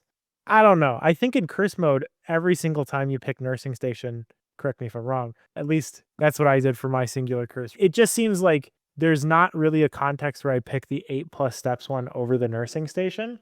Well, let's also talk nursing station because that's a really interesting one. The nursing station completely changes the nursery. So instead of getting +5 every time you draft a bedroom, you instead change your step count to 20 if you're less than 10, which is pretty easy to do. So it basically just like continues to refill your steps as you sort of, work with a low amount, I suppose. This used to be very, very powerful with a lab experiment that said trigger something by losing 10 steps, which rightfully deserved the nerf, right? So this used to be like insanely, insanely good. And I think it's a little bit more fair now. In fact, it's a lot more fair now. But what do you think about Y- that? Again, I'm going to pick the nursing station every time. But even then, I think nursing station is okay. The issue with these bedroom sort of affairs is that the later that you get into the game, the less and less a step count should matter because you get kind of better and better at being able to pick your bedrooms and your food in such a way where it almost doesn't matter whether or not you pick that. And so super late game nursing station is not anything. It's a nothing burger of a room. It's a dead end that does very little Totally. unless you're really fighting for your last breath. And in the later game, it doesn't. You're not doing that. In like the middle game, sure, you're able to weaponize it in such a way where like you can, on top of ballroom as well, you can always have at least 2 gems. But again, it's very much like ballroom. Very in that way. niche. Yeah, very, Yeah. very niche. And that's probably the only real application, right? I think again, and really where this matters is in the context of curse mode, because curse mode you start every day with 13 steps, so steps are more precious than anything else. And so being able to pick up the nursing station, even if you lose the step, like if you draft a nursing station on 1 step, you draft it, you lose to 0 because of the curse that you have. It One of the few things that you can still do is walk, and so you can actually walk into the nursing station and gain yourself up to 20 steps again. Yeah. And so and not only that, but basically you can always drink from that well and basically always be able to have 20 steps minus however far away you are from whatever you need to be doing, right? Yeah, it's a So really like if I can chime in, it's a really good point because you might actually I don't know if 3 steps is possible. It's certainly 2, right? Like you could almost think of it as like 22 steps or whatever, like if you're that far away. Can 3 be possible? I actually don't know what the if you can make a beeline for it, like how many how below 0 you can go, but Yeah, it's difficult. It depends on the rooms it's so contextually dependent Yeah, on the because rooms. corridor is way different than like boiler room, right? So Right. Yeah, so it's something that you could definitely fight for. But yeah, you can imagine it as being like 22 steps, right? You can extend that in a very in any case, the fact that we're talking about nursing station at such depth means that it matters a it's lot, right? interesting. Yeah. There's context that it matters in, but in your standard run of the mill casual playthrough, all of these nurse upgrades are just not great in general. But like nursing station it's B, maybe C tier. I think we'll get to indoor nursery. Indoor nursery is a really funny one. It is a drafting room, so it has some synergies with classroom and things like that. It is no longer a bedroom. It's just fully green, which is interesting. I don't know why it's not a hybrid. But anyway, whenever you draft another green room, 2 gems will sprout in this room. So you can farm gems if you draft a whole bunch of green rooms after you draft your indoor nursery. What do you think about that, Kelly? Boy howdy. I studied your videos for a bit, but I wouldn't be surprised if you had brought it up. Someone had brought up the fact that when you have a secret passage and it is in the middle of the manor and you pick green, there are Classic. only Yeah. 3 green rooms that it can pick from, which is courtyard, cloister, and aquarium, right? There are no most all the other green rooms exist on the edges of the board. When you make indoor nursery a green room, it is the 4th room, and it gets in the way of absolutely everything to do with the secret passage. For that reason, and that reason alone, it is an F tier riff. Because I just want to chime in. I feel like that is not that like someone who's hearing this and they're newer to the game might think, oh, that sounds really niche. It's really not. Like that's probably like my favorite use of the secret passage because in the worst case scenario, you're just getting like a free aquarium or courtyard or whatever. And courtyard is super common, super easy to draft early, like whatever, right? So not only are you diluting your pool, but I actually think that nursery just by itself is not a terrible room. Like steps are definitely like the least exciting resource. They're not really anything to write home about, but nursery usually gives you a gem rebate, and it can be like that little sauce that you need to like make sure without a doubt that you're doing everything that you want to do in one day. Like it's basically one room that entirely solves a resource for you. So the fact that you also lose the step count, which again is not always relevant, but like it's just to me it's just kind of mind-boggling. And again I brought this up earlier, but I just hate that this is not a hybrid room. I don't know why, courtyard gets both the advantages of both. Like I could see a world where I'm excited by the green and purple together and like your patio's adding to it and your sleeping mask works. I don't know. But it just to me it's just like ugh, like it's just not it. And then the fact that you knock yourself out of these fun secret passageways, I'm with you. Let's go actively bad for sure. Yeah. Slam dunk. To add on what you said, it should be a hybrid room. You're absolutely 100% correct. Nursery is a good room on its own. We were kind of stepping over the quote unquote advantage that the indoor nursery gives, right? So I guess we should talk about it. It says, each time you draft a green room, 2 gems are available in the indoor nursery. I think that matters so little because it unlike watering can, which instantly gives you the gem that you enter the room or whatever, you have to navigate all the way back to the indoor nursery in order to be able to grab those gems again. And realistically, if you're going for a green room heavy strategy, those green rooms should be supplying those gems on their own. Whether you're getting a terrace in order to make those green rooms not cost anything, or you're getting the courtyard, which has some, gems in it natively or whatever. If you're doing a green room heavy strategy, you should be getting those gems anyway. The indoor nursery is win more in the best sort of case that it can shine in. And so it's just the fact that we didn't even mention that as like that's the whole reason that you draft a room is for that condition. And we both were like, nah, Not really, no. losing so much and it doesn't matter, right? It's No. the flower gems are cool. But And you the, get flower and the thing is, if it were hybrid, you could maybe justify like the backtracking you do if you got like a sleeping mask or something. You know what I mean? It's just sleeping mask. Yeah, nursery. Wouldn't it be funny if you had a nursery to drafted an indoor nursery? But no, you can't do that. And then Nope. you lose everything. You lose everything. do. It's F tier. And I'm glad we both agree. Love the pun, but yeah, not it ain't it. It ain't it. Now the nurse's station is really cool because as we said, in Curseman in particular, it's very good. Extremely good. I guess it's only bad if you're drafting it in a wing corner and it's a hassle to backtrack, but hopefully by then you've got running shoes or something and you can squeeze some mileage and heaven forbid you get it in a center enough spot. You're good. Those are the steps you need. And you need every inch you can take in course mode, right? So like for that reason, it's pretty great. And then I will say, I know we were talking maybe C tier for the regular nursery, but like it's not exciting. It may as well not be an upgrade. But like it's still nursery, because I think in most playthroughs, You're definitely not doing indoor nursery. And like Nurse's Station doesn't really actively benefit you unless like you're on a challenge mode. The really funny thing too, I have to say, dare mode, right, is the dare that says you can't go below 20. So you can't even get Nurse's Station value out of it, which is hysterical. It's only curse mode. But I think the boring nursery is better than C tier because like most playthroughs are probably just going to pick it, right? Like there's just not really like a better You option. make a really good point that like not upgrading can be better than picking the other two options almost. Yeah. And so the fact that that's on top of that, Yeah. you're right. Yeah. Yeah, I think you know I may even go C tier for this for the station because I think it's really just It's it's niche. really It's just niche. mode. And Yeah. for that reason alone, like that's a thing. But Sure. yeah, okay, cool. So how about the parlor? First up, we've got 3 gems instead of 2 gems as your prize. What do you think about that, Gilly? Yeah, that's it's like it's gonna be like your hallways, your nooks, where it's like you get +1 key on top of what already exists there.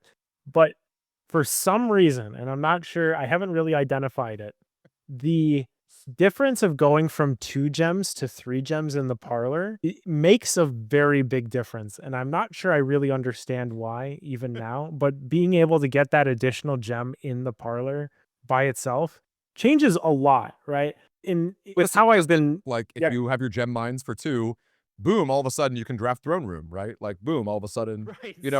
attic is like less awkward, right? Yeah, you're right. So it's a line that for some reason matters a lot. And so this is the one that I always end up picking, not just because it's the safe option, because it gives you the additional gems, but also like getting from 2 to 3 is relevant. It matters a lot for, and so like yeah, I wonder if I can better enunciate why that matters. So like yeah, like you said, if you start with Gem Cavern and you get 3 additional gems, you can get throne room or trophy room immediately. Being able to draft 3 gem rooms tends to be more important than drafting 2 gem rooms. So that parlor accounts for one of those rooms on its own.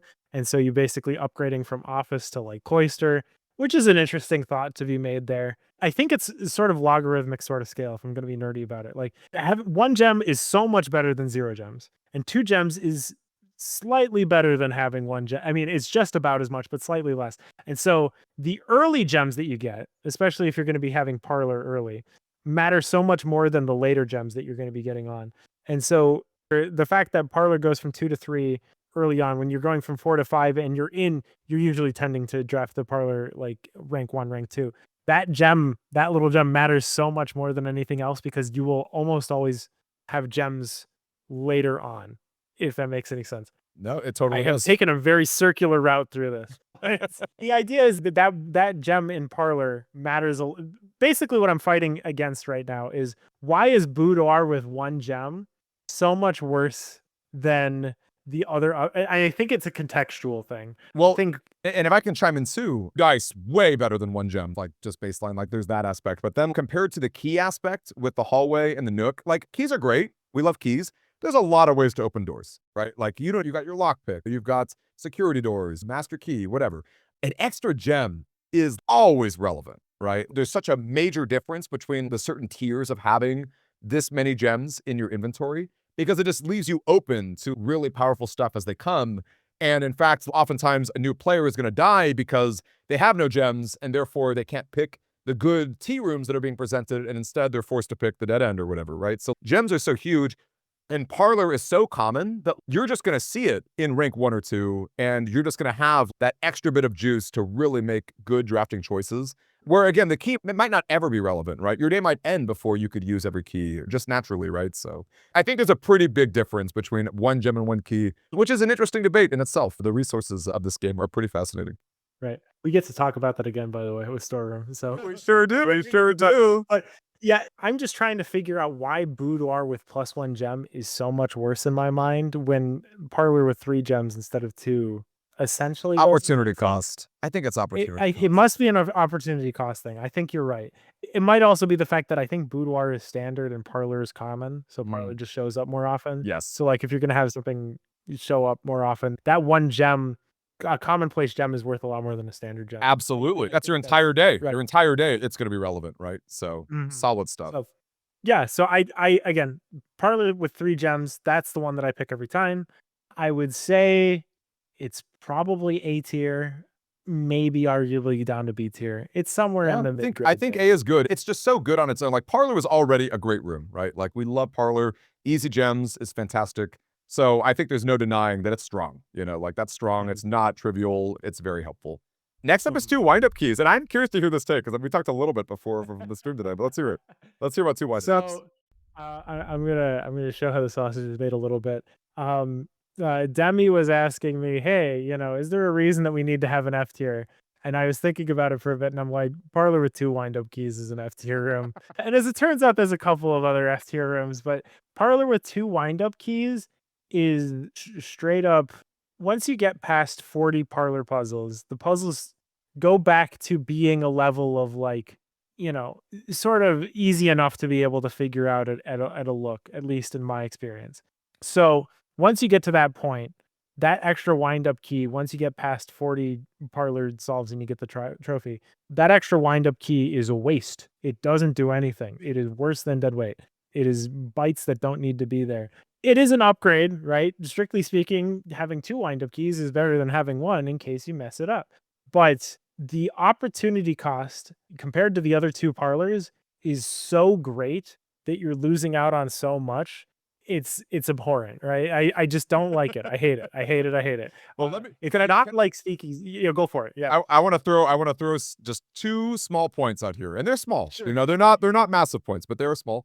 One Yeah. is that in dare mode, there is a dare that says, I believe it's open up an empty box in the parlor room.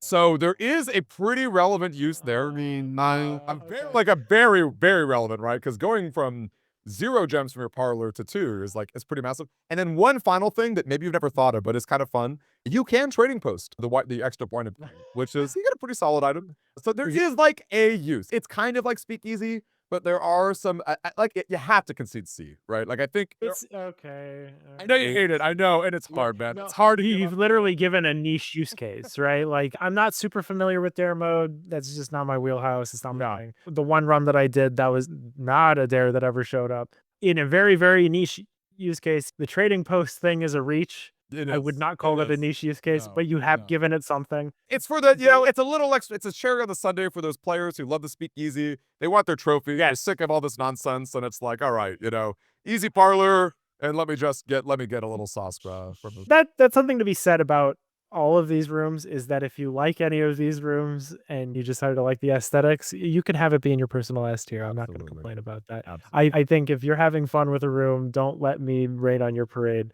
This is more for people who are tryharding a little bit, I guess. So like, Which is fun, right? That's all that I think the sort of nitty-gritty of blueprints and like challenge runs and like picking the best option in every case is a lot of fun to think about. So don't sell yourself Mhm. short. It's great. Right. Funeral parlor. You explain it, though. Okay. It turns into a red room, right? It's no longer a blue room. It basically turns into an interesting game here where instead of getting 2 gems, you will get gems equal to the number of red rooms. I believe it caps at 16. Heaven forbid you get 16 Yes. red rooms. I guess if you're aquarium spamming, Yeah. 16 is the cap. And then if you do get the parlor puzzle wrong, you will lose a whopping 30 steps. So what do you think about the funeral parlor, Gelly? Again, much like that empty closet, in a very practical sort of sense, so the floor of the funeral parlor is you draft a funeral parlor, you never manage to get any other red rooms, and so you get 1 gem. The problem ends up being that because you draft the parlor so early, you have to go draft other things and then come back for gems, which is Yeah. annoying. But like, yeah, so like in the average-ish case, it can be equivalent to your 3 gems parlor. In very good cases, you can get a bunch of gems out of it. But at some point in the game, it will not matter, and it will end up being a red room that gets in the way if you want to be particularly drafting other red rooms or what have you. Yeah. And having to fight to get the gems up to 3 every time, I'm sure that's fun for someone. It does not sound like my sort of fun. I will say the aesthetic in the funeral parlor is sublime. Insane. There is nothing Yeah. that can be compared It's to a insane. coffin. It is It's insane so in the good. best way. But I think much like Empty Closet, it's something that you can have a lot of fun trying to make work. But for consistency purposes or whatever, if you want to avoid that headache that introduces, it's totally fine if you pick the 3 gems one and just go with that. So Yeah. I'll say this, yeah, because I assume we both agree it's a B tier room. yeah. Cool. I think that the funeral parlor is pretty interesting because even late game, so there's two things, right? Like just as you said, Gelly, like you are giving up a lot by having to work harder for the gems in your parlor. As we discussed earlier, the power of the 3 gem parlor is that it's so common, you're going to see it and you're going to be set up for the rest of your day. You're giving up a lot by sort of sandbagging the funeral parlor and waiting for that to be a decent enough payoff. In the late game, it's pretty interesting because steps don't really matter that much. That is kind of like a step to gem payoff, right? You can go pretty crazy with your red rooms and then get like a pretty consistent 6 to 7 gems that I think is pretty relevant. And then, of course, if you just want to go full red room build, you want your empty closet, you want your funeral parlor, right? Like that's a viable strategy. Maybe not the most, maybe not your first playthrough, but like Yeah. I think if you're looking to have a little extra fun, there's something to it. So I'm a big funeral parlor fan. We can all agree 3 gems is just like the best option for sure. But Mhm. there is something really spicy about that funeral parlor that I think is worth It, talking about. it's compelling. It punches far above its weight in terms of aesthetic. Like it does not deserve to go as hard as it does. And then last but not least for these upgrades, because of course there are still some more upgrades, we've got the storeroom, right? And we can talk about all 3 of these at the same time. One of them gives you an extra key, one of them gives you an extra gem, one of them gives you 9 extra coins. What do you think, Gilly? Yeah, we could just talk about all these at the Yeah, same time because exactly. again, there's not a lot that can be. It's basically, would you prefer an extra key, an extra gem, Yep. or an extra 9 coins? I think at the very least, the easy argument for me is that the key one is the worst one. Right. So okay, let's go through the math a little bit. Right. So if you have access to a commissary, a gem tends to be worth about 3 coins, right? And a key tends to be worth about 10 coins. If you have a locksmith, then it's like five Better or eight value. coins. But the 9 extra coins that you get for it is technically less than the key, right? But as you've elaborated on, there are many ways to unlock rooms, and that's even arguing whether or not your doors are locked to begin with, right? If you get super deep into the manor, you can have issues with locking, and there's a whole mechanic they have to be able to be fighting there. But like, having an additional key early on it's fine. It's very okay. I'd put it in C tier for the key one at the very least. I think having the extra gem or the extra coins arguably is better than that. What do you think? No, I think I'm with you for the same reasons we talked about earlier, right? Like oftentimes the key won't even do anything, right? And even though it might seem tempting because of the commissary rates of, one key being 3 times 1 gem, I don't think that's necessarily accurate to like the use case either. Gems I think in general are going to be better because they're going to give you more options when you're drafting rooms. They tend to be more powerful, et cetera, et cetera. So I think there's no denying that. I think it's a C tier right there. Like it's fine, but I would rather have an extra gem or coins. Now between these two, shockingly enough, as much as I sort of dinged on the 10 plus money aquarium that we talked at the very beginning, I think the 10 plus coin storeroom is the best one. No, I'm with In you. every single instance. Yeah, which is it seems strange, but there's a different context that Storm sort of occupies where unlike the aquarium, which is an unusual or you really have to fight to make it work, and it's a really good room on its own. Again, it's all about that opportunity cost. I think is quickly what I'm figuring out here is that 10 coins when you're losing out on being able to get boiler power or whatever, it's not great. 10 coins compared to a gem, I think it beats out every time. Yeah. Even if you don't have access to a commissary or whatever, like being able to buy a sledgehammer blows that out of the water. At least in my No, opinion. I'm with you because it's delayed, right? Like you don't get the value necessarily up front. And there's a world where you never get the value out of those Mhm. points, but that's not that likely. Even a kitchen, you can convert Yeah. coins to steps. Being able to buy 3 gems for those 9 coins is already a pretty exciting trade-off that you can make by slow rolling the 1 gem. And then as you said, getting a shovel and a gem or like a sledgehammer, items are how you really win this game, right? Especially if you're newer, like that's just how you progress, right? So like the coins are going to give Mhm. you a lot more mileage in my opinion. There is a risk, but like it's a small risk. It's a very good risk Right. reward ratio. I think part of it comes down to some of these upgrades you're going to pick in context of other upgrades, right? I have chosen in my list of upgraded rooms that if I'm going to pick one that's going to be monetarily directed, it's going to be the bunk room and the storerooms ones. I could totally understand if you chose, okay, I'm going to take the storeroom for the gems instead. And then when I get the aquarium, I can get plus 10 money because then you have sort of an even spread of the items that you're being able to work towards. In my experience, especially when you're starting a lot of early games, having that 10 money is useful far beyond the gem or the key that you get So true. because it means so much more. Like you said, it can be, you will almost always be able to draft a shop, and in that shop you're going to get something that's going to be better than the gem. So what are we thinking? Like I would A and say- E, or what do we think? Are they both pretty similar? This is a hard one because I think at the very least the 2 gem one is going to be your B tier, right? Right. That's going to be your, that's your bread and butter. That's the one that you're working on if you don't want to work. It makes sense. I'm not going to malign anyone for picking the gem one. Is the 10 coin one an A tier upgrade? Or just a better B tier? It might just be B plus. It might just be B plus. It's a fine upgrade. But I want to tell you that I actually agree with that. However, I am so enamored with the perfect symmetry of this tier list, and I don't think there's enough space.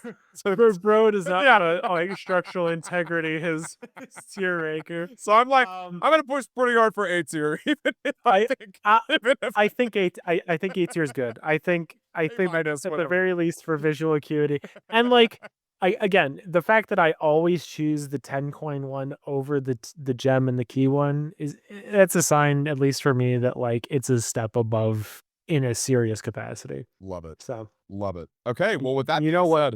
Oh, sorry, what's up? I'm gonna let you have it. Oh no, We need another S tier. We need another S tier room. I mean, It's gonna be courtyards. I'm telling you, man, it's just courtyard is just such a good room in general, right? Like courtyard is very good. it's like it's early. You always love to see it. You get those items. You get the green synergies, veranda, patio, terrace, like all those great stuff, and it turns it into an OP den, right? We love the OP den, and then like heaven forbid you get to spam it. I really. Again, I hope you're right. I hope I've convinced. Oh God, although this You need to shift it. If you shift the one that's next to it, that empty square that's next to the courtyard on the right, you can put it between the guest bedroom and the hallway closet, and you'll be fine. Oh God. So move the courtyard up, and then move the empty square that's next to it. So Oh my gosh. This is why you're a speedrunner, and that's why I'm a brainless streamer. All right, well, all that to say, this was a really fun warm-up. Now we've got some real crazy stuff to deal with, okay? We've got spare rooms. Spare rooms are they're wild. There's quite a few options here because it's the only room that gets a double upgrade. So let's just start real simple with like the first 3 ones. Spare bedroom, what do you think, Ellie? And we can even talk about all 3. I think you talk about all 3 because And context matters. They kind of matter. So spare hall can contain a key. Spare green room can contain a gem, and spare bedroom can occasionally. I think I've seen dice, maybe a sleeping mask. I've seen a few things. Which is wild to me. So like there is a hierarchy. I think spare bedroom, a vacuum where you don't imagine that you're going to get that second upgrade. Spare bedroom clears the other 2. Agreed. As we said earlier, you don't want to be adding more green rooms if you can help it, right? Like if you enjoy the secret passageway tactics, spare green room can be bad. Obviously you can go all in on your spare green room and your green strategies, but there is an actual downside to the spare green room, unfortunately. Correct. So that should be S tier. Spare hall, the argument should be made that it is better for no other reason than drafting a hallway from another hallway is something that matters for lab experiments. But really, it's still just a spare room. And maybe having an additional key is good. But like, again, these are all going to be, obviously, because there's still spare rooms. Maybe spare bedroom is C. Maybe spare green room, spare hall are F. Like, they don't matter, right? However, we probably will reevaluate these when we go through the other spares that we go through. All right, because for fun, we'll start here. Does that look right to you? I do think it's the best of the 3 for sure. And just to give it another point in its favor, you get the nursery buff, you get the sleeping mask buff. The fact that it's a bedroom that continues, like that's kind of rare in itself. I think it's the best. You're right, though. I don't think it's that much better. It's in a niche case. No, for sure. I think spare green room being actively bad is correct. But there is a context to all of this as they get these second layers of upgrades. I've only ever done it once, but I've taken a look at the other ones to get a better idea of what we're working with here. So we might as well start with the bedrooms, right? Let's do it. Her ladyship's spare room, just like her ladyship's chamber. The next time you enter a boudoir, you get 10 steps. The next time you enter a walk-in closet, you get 3 gems. So I believe this is not a queen piece. No, and that's very unfortunate. If it was a queen piece, I'd give it a little bit more credit. This is probably, if you're spending your 2 upgrades on getting this one, no, you're in trouble. Herbert help you. I think this is an F tier. I'm with you. I think it can spawn like a telescope and some interesting stuff, but I don't think it's really. Is telescopium really that good? Like, it's a cool item for sure, but like, yeah, it's cool, yeah. But it's if this is what you're spending your time on, opportunity cost F tier in the toilet, Agreed. Right. Agreed. Agreed. Yeah. Next up is the spare servants' quarters, and I will say this, and actually this is true of all of these rooms. None of them cost a gem, right? So if the spare quarters normally cost or the servants' quarters normally cost a gem, this does not. You will get one key for every bedroom in your house, including itself. Yeah, so the servants' quarters is a room that I want to be able to use more, but it never shows up because, not only is it's like if it's not rare, it's unusual, and it's also a dead end. So it just never shows up. But when it does, when you do get the opportunity to draft it, it's much like a garage in that it gives you those three keys, and it's very good. Having servants' quarters is very good. Again, this relies on you being able to have drafted later on. And because spare room is a common, it tends to be the one that you inadvertently have to draft. You'll basically not get the advantage that you would normally get with the servants' quarters, which would happen deeper into the manor. But like, if you're willing to give it a little bit of a delay, those extra keys they matter, especially if you like draft on the 8th rank and you've already drafted like 5 bedrooms or whatever. Yeah. That's 5 keys. That's gonna finish out your top rank. Totally. Even 3 bedrooms, right? Like, even in a more reasonable case, right? You're getting a solid amount. Like it's equivalent to a garage, but it doesn't cost a gem anymore, and it continues. If it's exactly like the servants' quarters, sometimes you can get some interesting items to spawn in there, but I think that's going to be the case for the spare room in general. I don't know if you get the ladyship's effect of sleeping in the servants' quarters from the spare servants' quarters. I don't I know think that's such a either. niche, stupid thing that I'm not even going to consider it as like a thing to interpret in any capacity. The servants' quarters advantage from sleeping in it is you lose like half your steps, but you You wake get up like a the die, next I day in the think. crocket, Yeah. Which is which solid. is Right? I mean, I don't know. Well, I it don't know. depends. It depends. It depends, right? Like it Yeah. depends on how solid your step game is, right? Because like Right. and it depends if you're not inkwelling, you might care a lot. By the time you're inkwelling, the one extra reroll is definitely not worth the steps. But it's an interesting decision. I'll say that. It's an interesting decision. I think, regardless of whether or not that effect is there, I think out of the 3 bedrooms that you're making the upgrade for, it might be the best of them all. And so I'd probably put it in A tier. I could not agree more. I think that exactly summarizes it. A spare master bedroom normally would cost 2 gems. The master bedroom, it does not. You get +1 step for every room in your house, so a bigger house gives you more steps.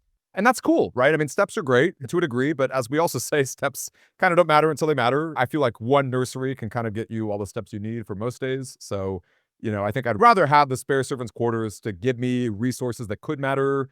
And then heaven forbid you can run payroll. You probably can. So, there's even an extra bit of value there, right? It's a So, good question. you know. There's a lot of interesting things in this game I'd like to see. Yeah. So yeah, I mean, servants' quarters, I think it clears master bedroom. I think, like you said, if your step game is solved, whatever, and it's another one of these rooms that you do have to delay it for, but you're delaying it for steps, and you're delaying it for probably on average 20-ish steps. So like a dining room, Yeah. I don't know. I think it's probably C tier. I'm with you. Sounds right to me. No, Nope, that sounds right. I think that sounds exactly right to me. Steps kind of don't matter. So, there you go. right. All right, next up though, spare patio. Hopefully these green rooms can redeem the F tier spare green room. Just by existing, it's awful. But we got a spare patio here, spreading gems to your green rooms, just like the regular patio, including Yeah, yourself. so that gives itself a gem, I think. Usually, I don't know. The advantage of the patio for me, what I like about the patio more often is that the items that it can spawn and stuff like that. Yes. I think the spare patio doesn't have 2 dig spots. It could. I know a spare room can have dig spots pop up in it, but like all the little advantages that come with patio, I don't imagine are present. And again, another one of these worries is that this is going to be one of those green rooms that gets drafted in the center. Is spare patio really the thing that's going to clear the bar for what makes a good middle green room? No. I don't no. think so. I think this is going to be your C tier sort of deal where it's like, yeah, if you really want to do that, then you can do that. Fine, sure, whatever. Like, not me. I think I could even see a world where it's lower just because I think terrace and veranda are a little more interesting. But Yeah, opportunity cost. yeah. Yeah. But let's see it. Let's talk about it. Spare terrace, green rooms no longer cost any gems to draft. So yeah, we were talking earlier about, oh, woe is me, we don't get free cloisters anymore. Well, this gives you your free cloister and free other stuff too. So it's interesting. I think the coolest thing about it is that normally the terrace effect terrace is such a bugbear to be able to draft in that you have to do it either east or west pierce, right? You had to go east into the east wing or west into the west wing. And so it's really hard to be able to pick up because its drafting requirements are So esoteric. specific. This thing drafts anywhere, for better or for worse, right? And you're suddenly all your green rooms are worth no gems. I almost think that's like worth it, right? Like you would go through the pain of having spare green room in order to get your spare terrace out. Absolutely. It's quite cool. I'd put it in A tier. I Yep. don't know if I put it in S tier, but I put it in A tier. I think it's a good upgrade. It's very good. Yeah. No, could not agree more. And then finally, we got the spare veranda, which does That's not S cost tier. 2 gems. Amazing. Look, we all know luck is so huge, right? Like getting more items, like that's how you win, right? It does not cost you 2 gems, right? Like that is not a trivial amount to spend for your veranda. Like, man, that's a cool payoff for a green build for sure. There is so much to this. There's a technical aspect to Veranda, which may or may not get bug patched, so don't take this as if this is going to be true forever. But Veranda at the moment gives you essentially plus 12 luck, which basically takes you from getting between 0 and 1 items to like 3 items in rooms that you end up drafting, right? It's incredible.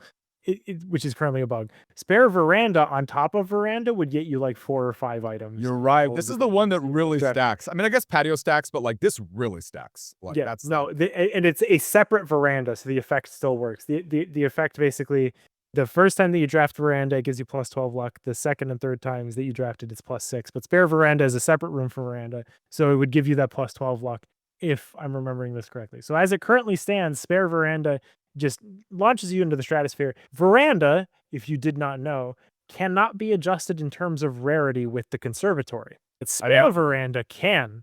So you can make the spare veranda a commonplace room if you really wanted to adjust the, I believe spare room already on its own is a commonplace. So having a common veranda is Massive. huge. It's better than anything else. Yeah. Say no more, right? Yeah, I think I'm down to spend 3 gems on a cloister if I'm gonna be getting some exciting stuff from it, you know? And, you know, heaven forbid you can do root cellar stuff and like digging stuff up. I Oh my mean, god. yeah, it's exciting. It makes me want to be a green drafter. You know, I kind of regret the choices I make in my life, you know? This is such a good. I'm like, it's all good. We'll make it work. I just think I'm with you. The fact that you can get these payoffs is pretty cool, right? That's extremely cool. God, yeah. Let me no, this is okay. This is worth it because I agree with the tick. I think there we go. One more up here. There we go. Nice. Yeah, there we Beautiful. go. Excellent. Beautiful, beautiful, beautiful. Spare foyer, which would normally cost you 2 gems. It does not anymore. Hallways are now unlocked. What do you think about that? I love the idea. I think this is going to be a pretty strong A tier for me in terms of hallways. Looking at the other ones that are available, it's so hard because all of these so They're interesting. All three are interesting, I think. they're all interesting. I'll talk about the one that I have drafted eventually. But in terms of foyer, the fact that foyer costs 2 gems is currently its greatest downside for me. If you were able to draft it with no downsides, it's exactly like foyer minus the intricate interior design, which I think it's charming in its own way that it's all flat, etc. But it's really good having unlocked hallways that deep in. And there's so many rooms that you almost never expect to be hallways, and you're like, oh yeah, that totally is. Like every time that I get a free draft off of an aquarium without having the door be locked, I'm like, oh yeah, a foyer. It comes up more often than not. And so having a second foyer, on the one hand, now your original foyer ends up being Worthless. a waste in your draft pool, but it's an unusual or rare. It almost never shows up anyway. So it's like you're gonna be getting the spare one and then you're fine with whatever. So like I think it's A tier. I love the foyer maybe disproportionately. I put it there. It's unfortunate that they don't stack like the veranda does, but like saving yourself 2 gems and like that's just a strong effect in general, right? Foyer is an effect that you want to see common, and if you're talking about I don't have to spend gems for it, that's really good, right? That's really solid. Well, I guess that's not entirely true, but I was gonna say the gem cost is really relevant as well for the gem savings. All right, and next up is the spare great hall, 7 locked doors. I can confirm there's no extra lever in here, but otherwise the same effect applies. So A bone to pick with spare great hall. let's hear it. Let's hear that bone. Pick it. Pick it. So this is the one that I picked because I was like, man, I like the Great Hall and being able to have access to a second one is really good. The spare Great Hall does not at all measure up to what the standard Great Hall measures up to. It's a real bummer. So for some reason I thought, man, it's going to be, I'm converting this from a hallway, a spare room essentially, to having those 2 extra doors on the end. No, you don't have those. Essentially, the 3 doors that you have on the edge are an empty door, a door that opens to reveal one of the 2 paintings that is in the room, and additional advantages like you can get 4 gems in one of those or whatever, but it's still like the no levers, no upgrade discs, nothing like that, right? Yeah. So not only does it not measure up in the fact that it's not a four-way hallway, it does not have the lever, etc. It's just it also the animations associated with opening those doors is so awkwardly put together. It's currently bugged, by the way. If you lockpick some of those locked doors at the current moment, they won't unlock. Which Yeah. that's also something that may not be evergreen in this tier list. So for all I know, that's going to be a complaint that doesn't matter too much. But Spare Great Hall is a trap. If you want to get the additional resources off of that and you can regularly get the foyer, put that in C tier, I guess. I'm so frustrated with it that I put it in F tier. No, I'm kind of with you. I mean, I just feel like if you could get a lever, I didn't even think about the extra upgrade disc. That would be really interesting. I mean, if you just like four-way rooms, that's cool. Like the dream is having both a spare foyer and a spare great hall, and that's not possible, right? Like that's just, that's just not a thing. So And if the Spare Great Hall is not a four-way room, it's not. It's just a lie. It's wait, supposed really? to be that. Oh my No, God, there's you're kidding me. I guess they don't have the animation. Yeah, you're right. No. Oh I God. didn't even catch that, and I was like, "Oh man, this." Oh, that's That's a horrendous. bummer. Yeah, that's actual F. Yeah, that's just like the biggest bait and switch I've ever seen. I've been thefted. Yeah. Straight up. Wow, you don't even get what? You don't even get No, pathway. That's it's Spare, all right. Yeah. amazing. Okay. Well, final one here is our spare secret passageway. You don't have to pay the gem, and it does lead to a room of a color of your choice. I believe it's also a quote unquote dead end, right? It's just like the secret passage. So I believe so. Yeah. I cannot speak exactly to the operation of this. I mean, if it operates like a secret passage, it's good. I think it's B tier. I think it's not quite as good as Spare Foyer, and we need to have a B tier room in yep. here. But also, like, it's just that I quite like the secret passage, right? I will speak the phrases of the secret passage, and having access to a secret passage in order to secondarily be able to do what the first one does and be able to draft a green room in the center or being able to draft particular bedrooms or hallways is great. It's excellent, but it tends to be kind of unwieldy.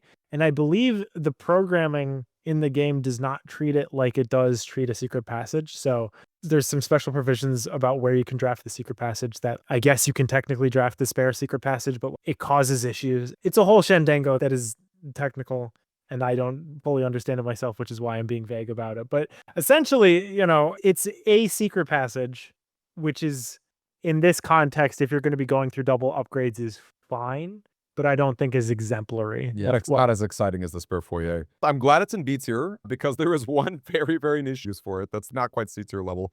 If you are looking to beat the in-game world record of the most dead ends in your house, the spare secret passage is the way to get the most possible because it would be another quote-unquote dead end while also proceeding forward. So if you're someone out there, if you resonate with this message of like, I want to have the most, dead ends possible, this will be your choice. So very, very, very niche, not relevant in 99% of the cases, but kind of funny. That's actually, I mean, that's also still very niche, but I'm willing to give more credit to Secret Passage. Oh, for sure. No, it's because it's solid. It's like solid on its own, right? It's not the most exciting, but like, it's cool.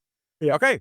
I agree with all of this. This looks like that looks like a very solid. This is list to me. super interesting to know that Spare Green Room is maybe the best of the three choices. Despite, being really awkward just on its own. Like it's going to really screw you over until you get that second disc, right? So there is a risk there for sure, but like, man, yeah, I'm kind of salivating looking at that spare veranda. I kind of wish I chose some things differently here.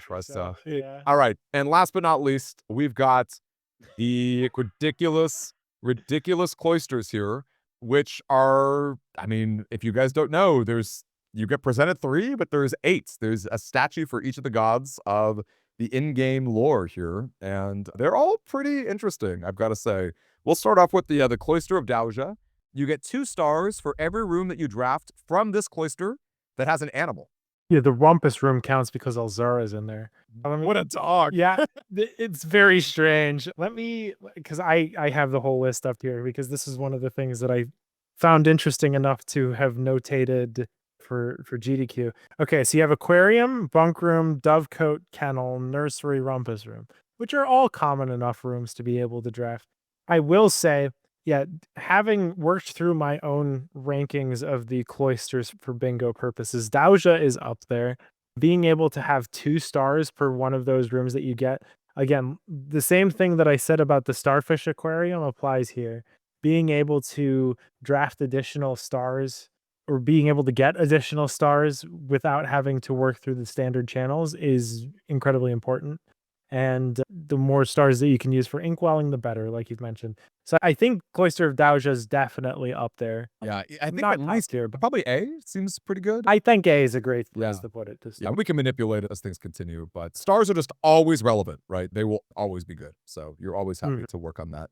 Cloister of Draxus is really interesting. As you can see, not only does it become a red room, but it actually loses its gem cost. I guess that's something inherent to red rooms that aren't aquarium, is that they don't have a gem cost. You will get 4 ivory dice for each dead end room that you will draft from the cloister. So you will draft 4 dead ends, or 3 dead ends, I suppose, but you will get dice from each of them. What do you think about that? So this is probably not right, but this is probably my favorite room in the entire game. It's so fun. It's so Um, fun. at first blush, it seems like it just locks you out of being able to make progress out of the three ways. But there are some interesting dead ends that you have access to, including in particular the secret Secret passage, passage, yep. which allows you to continue. And I think Mechanarium might technically also be on that list, if I'm not mistaken. Yeah, I think so. Certainly Chamber of Mirrors is another. There's a bunch of dead ends that are not dead ends. And so even if you are not careful, you can find a way out with the dice that you get from drafting, funny enough. But if you're careful, if you manage to place the Cloister of Draxus in a particular location where you're cool with getting all 3 dead ends, that is 12 dice and 3 dead ends. And that matters a lot. It also makes the Cloister always a non-costed Cloister as well. Heaven It's forbid you like the red build, right? You can get that Yeah. under closets super easily. Like there's some cool stuff in there too. So it's Yeah. I put this at the top of my personal ranking. I want to say it's S tier, but I want to hear what you have to say no, about I it. love it, honestly. And I was kind of happy to hear that you were leaning that way because I think it is just the fact that it costs 0 gems is massive. Like that on its own is fantastic because that's annoying that you can't continue from these passageways normally. As you said, there are some exceptions, which is cool. But even baseline, like getting 3 dead ends out of your deck, that's awesome. And because you're limited to dead ends as you're drafting from it, you're going to see the spice. You're going to get that freezer. I mean, you might not need the freezer right away, but like you're certainly getting the study. You know, maybe you need it. Maybe you're really desperate to use your key, right? Like you're going to get some really interesting dead ends. And then you're going to get a million rerolls. So even though you quote unquote wasted this like 4-way path, you are still going to be able to have tremendous use on your other pathways. I think it's a slam dunk. And I think it's so much fun and it's very powerful. I love red rooms. I love that it's free.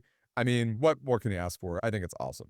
I'm a big fan of it. I will say, to get the most use out of your Cloister of Draxus, it is totally okay to draft only 2 of those exits and then draft that room that the third one Normally. pointing to from somewhere else. Like Chamber of Mirrors, you'd loop around. That's worth noting for sure. 8 dice is still 8 dice, right? Like that's totally fine. Absolutely. Love that. Okay, next up is the Cloister of Lydia. You will get +2 to your allowance for every shop that you draft from this cloister. What do you think about that? Yeah, much like Quest Bedroom, like we've talked about before, allowance is a nice permanent upgrade to have, but the further that you get along to having allowance, the less that it matters. However, a lot of these cloisters have very esoteric and strange conditions to hit. This one's on the more reasonable ones that you can hit for sure. And allowance is a permanent upgrade that you can always keep track of. Again, in this personal ranking for bingo, which has different requirements than anything else, I put this at the second best because having allowance is really important if you're going to be doing bingo stuff because money and stuff matters for that. But also, like in your general casual playthroughs, being able to get additional allowance is always a big deal too. And it's real easy to hit compared to some of these other cloisters. So like I think it's A tier. I Yeah. think it fits in the A tier category as well. Next is the Cloister of Joya. You will permanently add an extra 5 steps to the main course of your meal, provided that you draft a kitchen, a pantry, or a furnace from the cloister. What do you think about that? I think this is fun. I don't think this happens as regularly as you need it to. And also at some point dinner for 20 steps is good enough. I think dining room fulfills its conditions once you get the lunchbox upgrade from the Mount Holly gift shop. So being able to take it from like the 30 steps that you get to 35 or 40 or whatever. Like I'm sure there's some very silly things that you can do where you can have your dining room give you 100 and something steps. And that's fun. That's a blast, I'm sure. And the conditions to hit that aren't too bad either. Pantry, provided that you haven't drafted it yet, is one that comes up all the time. Kitchen comes up all the Yeah. time. Furnace, you Furnace a don't little want to scary, have. but yeah, but you know. Furnace is a rare that one won't come up, but it's still good for the spice, I guess. Again, it's an easier one to hit, but the effect that you get from it is just it's a C. I don't think it's a whole lot. Yeah, I think I'm with you. If steps were more obnoxious in general, I could see it being a B tier, but I don't think so. Like it's certainly interesting, right? Like increasing your dining room, that's the only way to do it. So that's interesting for that. But yeah, I don't think it's anything super crazy. Next is the Cloister of Mila. You will find an extra item in each of the bedrooms you draft from it, and I believe those items are pretty spicy. I believe that those are like pretty darn good items too, if that I'm not mistaken. is correct. Yeah. So there's a whole list that exists somewhere. Let me see here. Let me find that real quick. We got time. Okay, yeah. So yeah, Cloister of Mila in the bedrooms that you can pick. So for example, the bedroom, the first item on the list, which means, if you don't already have it, that'll be the one that shows up, is repellent, which is an item that you Wow. almost never can get Yeah, that's here, right? very Now, rare. looking at all the possible bedrooms that you can get, the most common ones that you get are repellent, telescope, gear wrench, and silver key. An interesting thing to note is that if you draft the bunk room, because the bunk room duplicates everything, the first thing that you get is 2x silver key, which has its own strange mechanic to it because normally you can't have a unique key twice. You can have 2 silver keys coming out of bunk room, Wow. and you can use both of them. They don't both show up in your inventory, but I promise you they're still there. So there's a lot of power to this. I think this might also be as strangely enough. I don't consider it very highly for practical purposes, but the tops of these lists, guest bedroom is hall pass, nursery is telescope, her ladyship's chamber is also telescope, although I don't know how you draft it. The one use. The one Yeah. use. I love it. Amazing. Maid's chamber gives you a prism key. And if you already have a prism key, it gives you a stopwatch. There are fascinating lists of items that exist here. And there's so many bedrooms, right? Like that's unlike these other lists of Yes. stuff that's maybe like 4 to 5 different options. Like bedrooms that's an entire archetype, right? So this is a very easy one to hit, and the stuff that you get from it is super fascinating. And it's very likely that like if you get a telescope from one room, you're gonna walk into another room and you're gonna get the next thing down from a telescope. So like if you're in a Yeah. boudoir and you already have the telescope, you get vault key 370. That's specified in the list. This might actually be strategically important in order to get particular items. But even if you're not a mega nerd and you have the list in front of you, it's still good stuff. Like I think it's incredible, and I wish I could use it more. But Cloister of Drax is my beloved. It's hard to give that up, but I'm with you. It's super strong, amazing. All right, next up is my favorite meme. This is the Cloister of Orinda. You open up an antechamber door for every black print that you draft from this cloister. There is the smallest list of, it's basically aquarium. Maybe the armory. It is not trivial to draft black prints from this room. And I don't know that payoff is that exciting either. I will say, if it's possible that it loses the gem cost, that would be very cool. I don't think that's the case. If that's the case either. I'd have to double check. Actually, if I remember correctly, it does, because I have used the Cloister of Orinda before in one very particular instance. And it did remove the gem cost? I think because I was doing it in a speedrun context and I needed to have an antechamber door open. And this was a category where I'm doing throne room stuff. And I draft a throne room off the Cloister of Orinda, and it led to me winning the game. So I would not be surprised if it didn't have a gem cost, because I would be surprised if I had 8 gems at the time on like rank 2. But let me look this up. I bet you if I find a picture on the internet, we would be able to confirm, because I can believe that it doesn't have a gem cost anymore. Right, because that would just make sense, but, especially considering how generally weak it is, but It really, in either case, whether or not it has a gem, and like if it doesn't have a gem cost, it goes up to B. If it doesn't, it's a C. I even arguably could be considered an F if it's actively bad. There's a lot. I think it ends up being the worst one out of these lists, but I have used it before, so like it's not. Although I've used it in a very, very niche context, I think it doesn't have a gem cost. I'll say that much. Okay. Regardless of whether it does or not, I think it's C. I think Okay. it's something that you're almost never going to use. None of these cloisters are super bad, certainly not. but the Orinda is the worst one. I hope it has no jump cost, because my word. It would actually be solid. You know, a free 4-way room, right? Like, that would actually be pretty solid, but Mhm. very good. But yeah, hard to say. Cloister of Verona. We talked about luck earlier with Veranda. Raise your luck with every green room you draft from this cloister. Now, a little awkward. You'd have to be near the wing to get like a lot of the green rooms, but like, interesting. If you can weaponize it, I think it's an excellent room because luck again, it's equivalent to drafting a veranda every green room that you get off of this. It increases your luck by 6, which is a very significant increase. It basically takes you from one category of luckiness to another category of luckiness. So if you can make it work, that's awesome. Can you make it work? Right? Even if you get it near the wing, there's only so many rooms that you can actually get. You can't draft a veranda off of this thing. You could draft a patio off of it, but I'm sure it's difficult. Morning room, even if you get it near a wing, you increase your odds of getting one green room off of that. You've already gotten the cloister out of your pool. So that's one of the green rooms that you have access to. The last two are courtyard and aquarium. So if you could pull that off, then you can get potentially plus 12 luck, and that's great. But realistically, this is going to be either nothing or it's going to be a veranda's worth. And it's like, I don't know, 25%, 12% chance that you'll actually be able to pull that off. Yeah. I think it's C tier. I think it's C tier. It's funny that most of the time, green rooms being on the wings, you can play around that pretty easily. This is the one time you're like, I wish I had more. It's unfortunate, but that's how it is. Mhm. And finally, Cloister of Vea. You spread 8 dirt piles in each of the rooms with a fireplace that you draft from the cloister.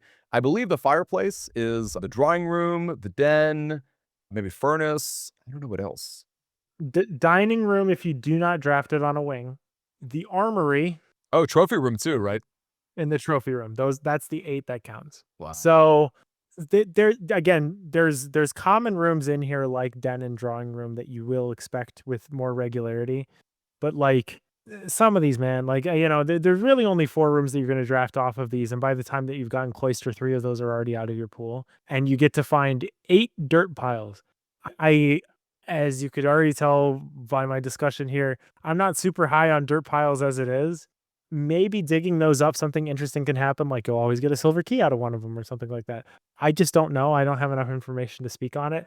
I highly doubt that this is going to be something that's effective, and so I think it's not bad, but I think I would probably throw it up on B just because there are enough common rooms, and I think 8 dirt piles is enough to, like, be really interesting. Like, 5 is already pretty decent, but, like, 8 seems like a solid amount, and it does actually do something, where I'm looking at Joya Rinda, it's way harder to squeeze value. I don't know, maybe just the symmetry of having it if be. you want to put it in B, Yeah. I can believe you. There you go. I don't know, I've never used it myself, but actually, that's not true, I did 1 challenge run. Okay. But that's it. I mean, whatever. It's 8 digs is a lot, but it's certainly not on the level of getting extra stars or allowance, right? Like permanent upgrades that are going to constantly like get you going, right? Like the best you're going to get is like some keys and gems or whatever. So, yeah, I think that sounds about right. Yeah, this seems about right. Regardless of whether or not Arinda is gem coster or not, that maybe merits a shift up, and it would make things a little bit more symmetrical. But I think this is a good list. Yeah, I don't think so. I searched Reddit and I feel like someone would have said something. So like, yeah, I think this is about right overall. Yelly, thank you so much. This was a behemoth of an upgrade list. We've got so much that we talked about. Hopefully this was interesting and helpful for players of all types, whether you're a beginner, intermediate, or late game. Gelly, any final thoughts or things that you'd like to plug or talk about? Yeah, thank you for having me on. I have used your tier list in the past for studying material for GDQ and other things, so I'm glad I'm able to contribute a little bit to this sort of work. My personal interpretation of mechanics, especially from a speedrunning mindset, if you enjoy some of these rooms, then you should use them, right? Like that's what matters. For sure. Well, again, thank you so much, my friend. I can't wait for the next one, and I'll catch you guys later.